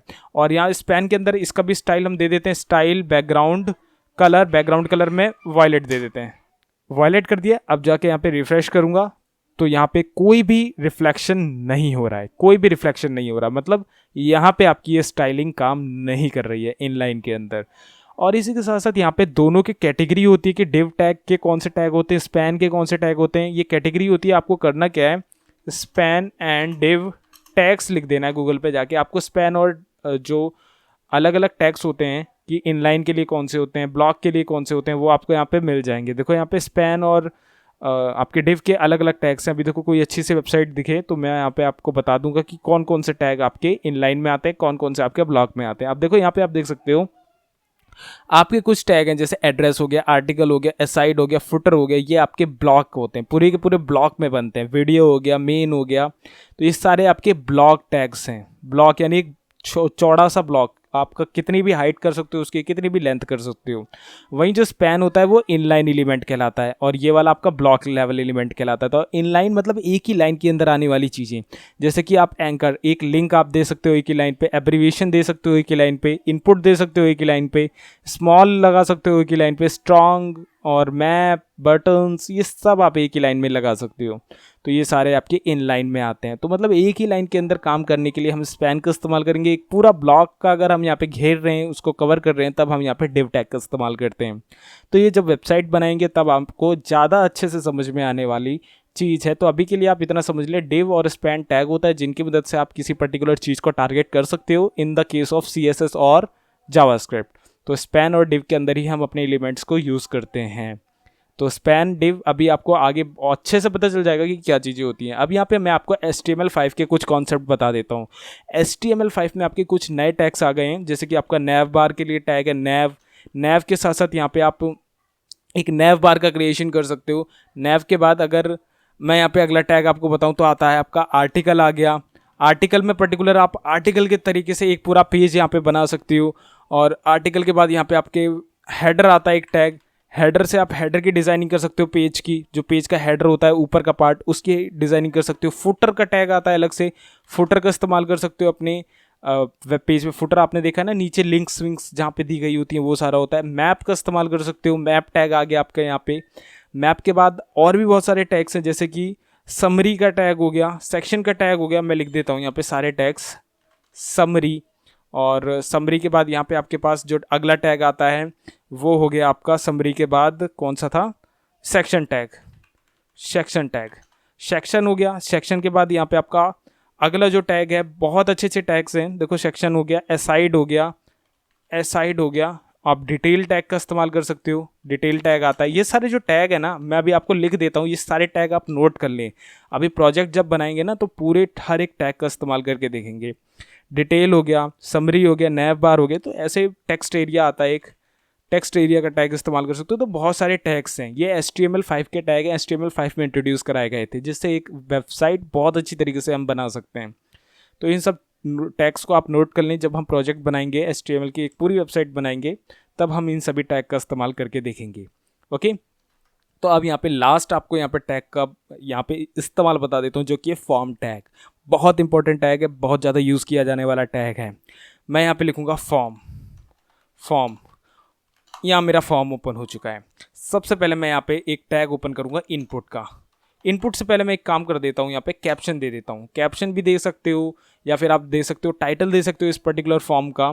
तो फॉर्म में अगर आप कैप्शन ना इस्तेमाल करोगे तो ज़्यादा बेटर रहेगा। आप यहाँ पे हेडिंग दे सकते हो फॉर्म की, तो ये सब आप कर सकते हो। लेकिन अभी के लिए हम यहाँ पे सिर्फ और सिर्फ डायरेक्ट अपने मेन जगह पे पहुँचते हैं कि हम फॉर्म का इस्तेमाल क्यों करते हैं। तो सबसे पहले हम इसका लेबल प्रोवाइड करेंगे। लेबल लिखूँगा और लेबल में मैं इसका लिख दूंगा जैसे कि रजिस्ट्रेशन, रजिस्ट्रेशन। और जाके रिफ्रेश करूंगा, सॉरी यहाँ रिफ्रेश करूंगा तो यहाँ रजिस्ट्रेशन मेरा लिखा हुआ आ रहा है। ओके, रजिस्ट्रेशन लिखा हुआ आ रहा है। इसके बाद जस्ट मैं यहाँ लिखूंगा इनपुट। इनपुट लिखते ही एंटर मारूंगा, स्पेस दूंगा, लिख दूंगा टाइप। टाइप में आप यहाँ पे बहुत सारे टाइप दे सकते हो, जैसे कि मैं यहाँ पे सबसे पहले देना चाहता हूँ, मैं देना चाहता हूँ, क्या देना चाहता हूँ, मैं सबसे पहले सर्च देना चाहता हूँ। मैं सर्च लिख दूंगा और यहाँ पे इसे इस तरीके से क्लोज कर दूंगा। ठीक है, अभी सबको मैं कॉपी कर लेता हूँ, Ctrl+C से, Ctrl+V, Ctrl+V, Ctrl+V, Ctrl+V, Ctrl+V। बहुत सारी चीज़ें होती हैं इसमें। सर्च हो गया आपका, ईमेल हो गया आपका, ईमेल के बाद यहाँ पे पासवर्ड हो गया आपका, पासवर्ड के साथ साथ यहाँ पे आपका डेट हो गया, डेट टाइम हो गया, देखो डेट टाइम हो गया, और यहाँ पे आपके वीक हो गए, और यहाँ पे आपके और भी बहुत सारी चीज़ें हैं। जैसे कि मैं यहाँ पे चेक बॉक्स बना देता हूँ एक में, और दोबारा से कॉपी कर देता हूँ Ctrl+C। ठीक है, चेक बॉक्स बना दिया। और यहाँ पे रेडियो बटन होती है एक, रेडियो हो गई, रेंज हो गई, ये नीचे रेंज हो गई, और भी सारी चीज़ें होती हैं। जैसे कि आप चेक कर सकते हो कि आप क्या क्या यहाँ पे कर सकते हो। आप गूगल में आप इसको भी कर सकते हो कि इनपुट में आपके क्या क्या टाइप्स आते हैं। बटन हो गई, ठीक है, तो ये सारी चीज़ें आप खुद से एक्सप्लोर करोगे तो आपको ज़्यादा आसानी से मिलेंगे और ज़्यादा मज़ा आएगा। ठीक है, तो ये सारी चीज़ें आप यहाँ पे देखो, टेलीफोन आपको देना है, टाइम देना है, ये सारी चीज़ें आप यहाँ पे दे सकते हो। और टाइम का भी एक बना देते हैं, input type, input type time, और इसे भी क्लोज कर देते हैं। अभी के लिए जाते हैं पेज पे और रिफ़्रेश करते हैं, तो कितनी सारी चीज़ें आ गई आपके यहाँ पे, देख सकते हो आप, कितनी सारी चीज़ें आ गई। अगर मैं इनको पर्टिकुलर फॉर्म को जो है मैं स्पैन टैग के अंदर ले लूँ, मैं लिखूँ यहाँ पे स्पैन, और इसका जो क्लोजिंग टैग है मैं नीचे लिख दूँ, तो मैं कह सकता हूँ मैंने इसको कहाँ पे लिख दिया है, इनलाइन के अंदर लिख दिया है। और अब जाके यहाँ पे रिफ़्रेश करूँ तो ये सारे मेरे इनलाइन एलिमेंट के अंदर आ चुके हैं। लेकिन एलिमेंट हम यहाँ पे कौन सा यूज़ करेंगे, डिव, क्योंकि ये पूरा पूरा फॉर्म है जो कि एक पूरे बड़े ब्लॉक के अंदर लिखा जाएगा। तो ये एक डिव टैग के अंदर आ चुका है, यानी एक पूरा ब्लॉक हम इस पर टारगेट कर सकते हैं। जैसे कि मैं यहाँ पे लिख दूंगा सिंपल से स्टाइल, स्टाइल के अंदर मैं बैकग्राउंड कलर इसका जैसे कि येलो कर देता हूँ, तो पूरे के पूरे ब्लॉक में येलो हो जाएगा। रिफ्रेश करूँगा, पूरे पूरे ब्लॉक में ये येलो हो जाएगा। मैं चाहूँ तो इसको एक के नीचे एक भी यहाँ पे लिख सकता हूँ, लेकिन वो मैं आपको CSS से करना बताऊँगा। तो इस तरीके से आप यहाँ पे टारगेट कर सकते हो। ओके, तो यहाँ पे हमने लेबल दिया था रजिस्ट्रेशन, जो कि हेडिंग रहेगी, एंड इसके बाद search, email, password, date time, इनका मतलब क्या है। अब देखो सर्च में क्या है कि अगर आप पर्टिकुलर कुछ चीज़ को सर्च करना चाहते हो तो आप यहाँ लिखोगे। ओके, तो यहाँ पे आप सर्च कर सकते हो, आपको रिकमेंडेशंस मिलेंगी। इसके बाद है यहाँ पे ईमेल, आपको ईमेल यहाँ पे लिखनी है। तो ईमेल तो नॉर्मल टेक्स्ट में होती है, फिर पासवर्ड की थी, पासवर्ड में देखो इस तरीके से पासवर्ड आएगा। डेट आपको यहाँ पे सिलेक्ट करनी है, तो यहाँ पे क्लिक करोगे, कैलेंडर ओपन हो जाएगा, आप डेट सिलेक्ट कर सकते हो। इसके बाद यहाँ पे क्या था, यहाँ पे डेट के बाद था डेट टाइम, यहाँ पे आप मैनुअली इनपुट कर सकते हो। इसके बाद वीक, आपको यहाँ पे जो भी है वीक सिलेक्ट करना था, वीक आप ऐसा सिलेक्ट कर सकते हो। और वीक के बाद हमने क्या दिया था, वीक के बाद चेक बॉक्स, रेडियो, रेंज। तो चेक बॉक्स आप देख सकते हो, यहाँ से चेक कर सकते हो। रेडियो बटन होती है कि 4 ऑप्शन में से एक सिलेक्ट करो, चेक बॉक्स आप कितने भी सिलेक्ट कर सकते हो। रेंज में क्या है, रेंज कुछ इस तरीके से आप प्रोवाइड कर सकते हो, ठीक है। रेंज के बाद कलर, बटन, टेलीफोन, तो कलर आप इस तरीके से सिलेक्ट कर सकते हो जो भी वैल्यू देनी है। और ये आपकी बटन है, देखो छोटी सी बटन आ गई। और यहाँ पे ये क्या था, ये थी टेलीफोन, आप यहाँ पे देख सकते हो। और यहाँ पे टाइम दे सकते हो, अगर आप यहाँ पे कोई भी टेक्स्ट लिखोगे, टेक्स्ट भी लिख सकते हो, नंबर भी लिख सकते हो। और यहाँ से आप सिंपल टाइम सिलेक्ट कर सकते हो, AM PM, घंटे, मिनट, जो भी है ये सारी चीज़ें। ओके, तो इस तरीके से एक फॉर्म के अंदर जो जो चीज़ें चाहिए आप यहाँ पे इनपुट टैग की मदद से कर सकते हो। इसी के साथ साथ मैं यहाँ पे एक चीज़ और बता दूँ, आप इसमें और भी एट्रीब्यूट्स का इस्तेमाल कर सकते हो। जैसे कि मैं यहाँ पे जो मेरा यहाँ पे पासवर्ड है, मैं इसके आगे अगर प्लेस होल्डर लिखूँ, प्लेस होल्डर में लिख दूँ एंटर पासवर्ड, ये लिख के अगर रिफ्रेश करूं तो आप यहाँ पे देख सकते हो जो प्लेस होल्डर होता है एक हिंट के तौर पे जो होता है वो यहाँ पे मेरे को लिखा हुआ आएगा, और जैसे ही लिखूंगा वो गायब हो जाएगा। तो जो हिंट देना चाहते हो आप प्लेस होल्डर की मदद से दे सकते हो। टेक्स्ट एरिया भी यहाँ पे आप यूज़ कर सकते हो। टेक्स्ट एरिया कैसे, मैं यहाँ पे लिख दूँ टेक्स्ट एरिया, ठीक है। टेक्स्ट एरिया मैंने लिख दिया और अब रिफ्रेश करूंगा तो यहाँ पे आप देख सकते हो ये इंक्रीज करने वाला ऑप्शन आपको मिल जाता है टेक्स्ट के अंदर। आप यहाँ पे कोई भी मैसेज लिख सकते हो, ठीक है। तो ये इंक्रीज करने वाला टेक्स्ट एरिया आपका यहाँ पे आप दे सकते हो, कितना भी बड़ा आप लिख सकते हो। ओके, इट डजेंट मैटर कि आप कितना छोटा या बड़ा देना चाहते हो, यहाँ पे आप उसी को स्क्रॉल करके या फिर खींच के उसको एक्सपेंड कर सकते हो। तो ये सारी चीज़ें आप फॉर्म्स के अंदर इस्तेमाल करते हो। तो और भी बहुत सारे आपको यहाँ पे इसके एट्रीब्यूट्स मिल जाते हैं। टाइप हो गया, आपको यहाँ पे नेम प्रोवाइड करना होता है। नेम आप दे सकते हो कि नेम इसका मैं डेट ही रखना चाहूँगा जिसको मैं यहाँ पे टारगेट करूँ। आप इसमें क्लास प्रोवाइड कर सकते हो, क्लास इसका जो भी देना चाहो, मैं देना चाहता हूँ जैसे डेट देना चाहता हूँ, तो ये सारी चीज़ें आप यहाँ पे दे सकते हो। ओके, तो ये आपका फॉर्म टैग है। आप फॉर्म के अंदर और भी चीज़ें इस्तेमाल कर सकते हो, जैसे कि कैप्चा आप इसमें लगा सकते हो। कैप्चा के लिए आपको इसकी लाइब्रेरी डाउनलोड करनी पड़ेगी, डाउनलोड नहीं करनी पड़ेगी, लिंक करनी पड़ेगी। और आपको जो भी चीज़ें यहाँ पे लगानी है, जैसे कि वैलिडेशन लगाना है तो आपको यहाँ पे नेम, टाइप, क्लास, ये सारी चीज़ें मेंशन करनी होती हैं। टारगेट करनी है इस पर्टिकुलर चीज़ को तो ये सारी चीज़ें मेंशन करनी पड़ती हैं। हिंट देना है तो ये चीज़ें आपको यहाँ पे मेंशन करनी पड़ती हैं। तो आपका फॉर्म किस तरीके से क्या क्या चीज़ें आप वहाँ पे लगाना चाहते हो आप लगा सकते हो। साथ ही साथ अगर आप बटन अच्छे से लगाना चाहते हो तो आप अच्छे से बटन का इस्तेमाल कर सकते हो। कैसे, आपको सिंपल टैग लगाना है बटन का, यहाँ पे इनपुट टाइप बटन का इस्तेमाल कर सकते हो, लेकिन वो एक अच्छी प्रैक्टिस नहीं है। आप बटन लिखो, बटन में नेम लिखो, सबमिट, मतलब जो भी बटन हो, ठीक है। और जस्ट उसके बाद भी यहाँ पे लिखो प्रेस मी, ठीक है। अब जाके यहाँ पे रिफ्रेश करूँगा तो यहाँ पे प्रेस मी नाम की बटन बन चुकी है। अब इसको हम टारगेट कैसे करेंगे, सबमिट नाम से। सबमिट के साथ साथ हम इस बटन को भी टारगेट कर सकते हैं। और इसी के साथ साथ फॉर्म में हमारे और भी एट्रीब्यूट्स होते हैं, जैसे कि एक तो मेथड बताने का होता है, तो मैं यहाँ पे लिख देता हूँ मेथड। मेथड हमारा पोस्ट है, गेट है, ये हम बता सकते हैं। तो पोस्ट गेट हम यहाँ पे अपने PHP में इस्तेमाल करते हैं। पोस्ट गेट 2 तरीके के मेथड होते हैं जिसके थ्रू आप अपना जो डाटा है अपने सर्वर तक पहुँचाते हो। मेथड के साथ साथ यहाँ पे आपका एक्शन होता है। एक्शन से हम यहाँ पे क्या कर सकते हैं, एक्शन से हम पर्टिकुलर उस फाइल को बता सकते हैं कि जिस फाइल से आपको रजिस्ट्रेशन लेना है। जैसे कि मेरी कोई फाइल है PHP की, मैं जस्ट उस फाइल का नाम दे दूंगा, तो जस्ट उसका वैलिडेशन उस फाइल से होगा। तो इस तरीके से फॉर्म में भी एट्रीब्यूट्स होते हैं। आई होप आपको यहाँ पे इतने सारे टैग्स मैंने यहाँ पे क्लियर करें। कोशिश करिए कि ज़्यादा से ज़्यादा टैग को आपको यहाँ पे बता पाऊँ, आपको एक अच्छा एक्सप्लेनेशन मिला होगा यहाँ पे। अभी के लिए ये जो आपके ये बाकी के टैग्स हैं इसका इस्तेमाल अभी मैंने यहाँ पे करके नहीं दिखाया, क्योंकि ये बहुत ही सिमिलर से टैग्स हैं। इस्तेमाल कैसे होते हैं मैं बताऊंगा आपको अच्छी तरीके से। यहीं पे आज की इस वीडियो को ख़त्म करेंगे। HTML में इतना जानना हमें इनफ है, इससे ज़्यादा हमें जानने की यहाँ पे कोई ज़रूरत नहीं है अभी के लिए। इतना हमारे लिए बहुत है। अगर हमने इतना अच्छे से समझ लिया है तो HTML हमारे लिए लगभग अच्छे से आ चुकी है, इनफ है। अब मैं आपको अगली ही वीडियो में CSS बताने वाला हूँ। देखो, अगर ये वीडियो देखी है ना तो CSS जावास्क्रिप्ट तो एटलीस्ट देख ही लेना। ज़्यादा बड़ी वीडियो नहीं होगी, ऐसी 2-2.5 घंटे की होगी। मैं इन 3 वीडियो के बाद आपको इन तीनों का फ्रंट एंड वाला प्रोजेक्ट ला के दिखाऊंगा।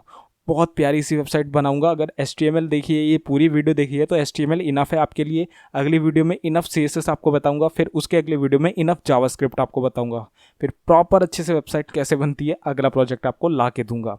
तो इस वीडियो को आपको लाइक करना है। CSS वीडियो अगर चाहिए ही, ऑलरेडी मैं बना ही दी है, एक्चुअली इससे पहले ही बना दी थी मैंने। तो आपको चाहिए तो जस्ट कमेंट करो आप मेरे को, मैं CSS फटाफट से ला के दूंगा, जावास्क्रिप्ट ला के दूंगा, फिर एक अच्छी सी बिल्कुल स्क्रैच से वेबसाइट कैसे बनाते हैं एक ही वीडियो के अंदर बना के आपको दूंगा मैं। ओके, तो आज की इस वीडियो में इतना ही। ये जो हमने फाइल यहाँ पे यूज़ करी है एज अ आप यहाँ पे हिंट लेना चाहते हो एज आ आप मतलब प्रैक्टिस के दौरान लेना चाहते हो तो ये आप मेरे को डिस्क्रिप्शन पे आपको लिंक मिल जाएगी, आप डाउनलोड कर लेना। और इसको देख देख के आपको टैग्स देखने हैं, नोट डाउन करने हैं और आपको प्रैक्टिस करनी है। ओके, सो CSS की वीडियो का वेट करो आप, और इस पूरी वीडियो में एक एक चीज़ को आप समझ लो, सारे टैग्स को नोट डाउन करके रख लो। 50-60 टैग आपको बता दिए मैंने, इससे ज़्यादा की ज़रूरत नहीं पड़ती। ओके, तो नोट डाउन करो। प्रोजेक्ट बनाने के वक्त आपको बहुत ज़्यादा इसकी ज़रूरत पड़ने वाली है, तो प्रोजेक्ट इसी महीने आपको सब कुछ करके दिखा दूंगा मैं। तो make sure to like this video and make sure to comment down for CSS video और for JavaScript video. And project के लिए आप एक्साइटेड हो कि नहीं, आप खुद भी वो प्रोजेक्ट बना लोगे उस वीडियो को देखने के बाद, इस बात की मैं गारंटी देता हूँ। तो इस वीडियो को प्यार दिखाओ यार, और मैं मिलता हूँ आपसे CSS वाली वीडियो में। तब तक के लिए goodbye, take care, stay healthy and जय हिंद।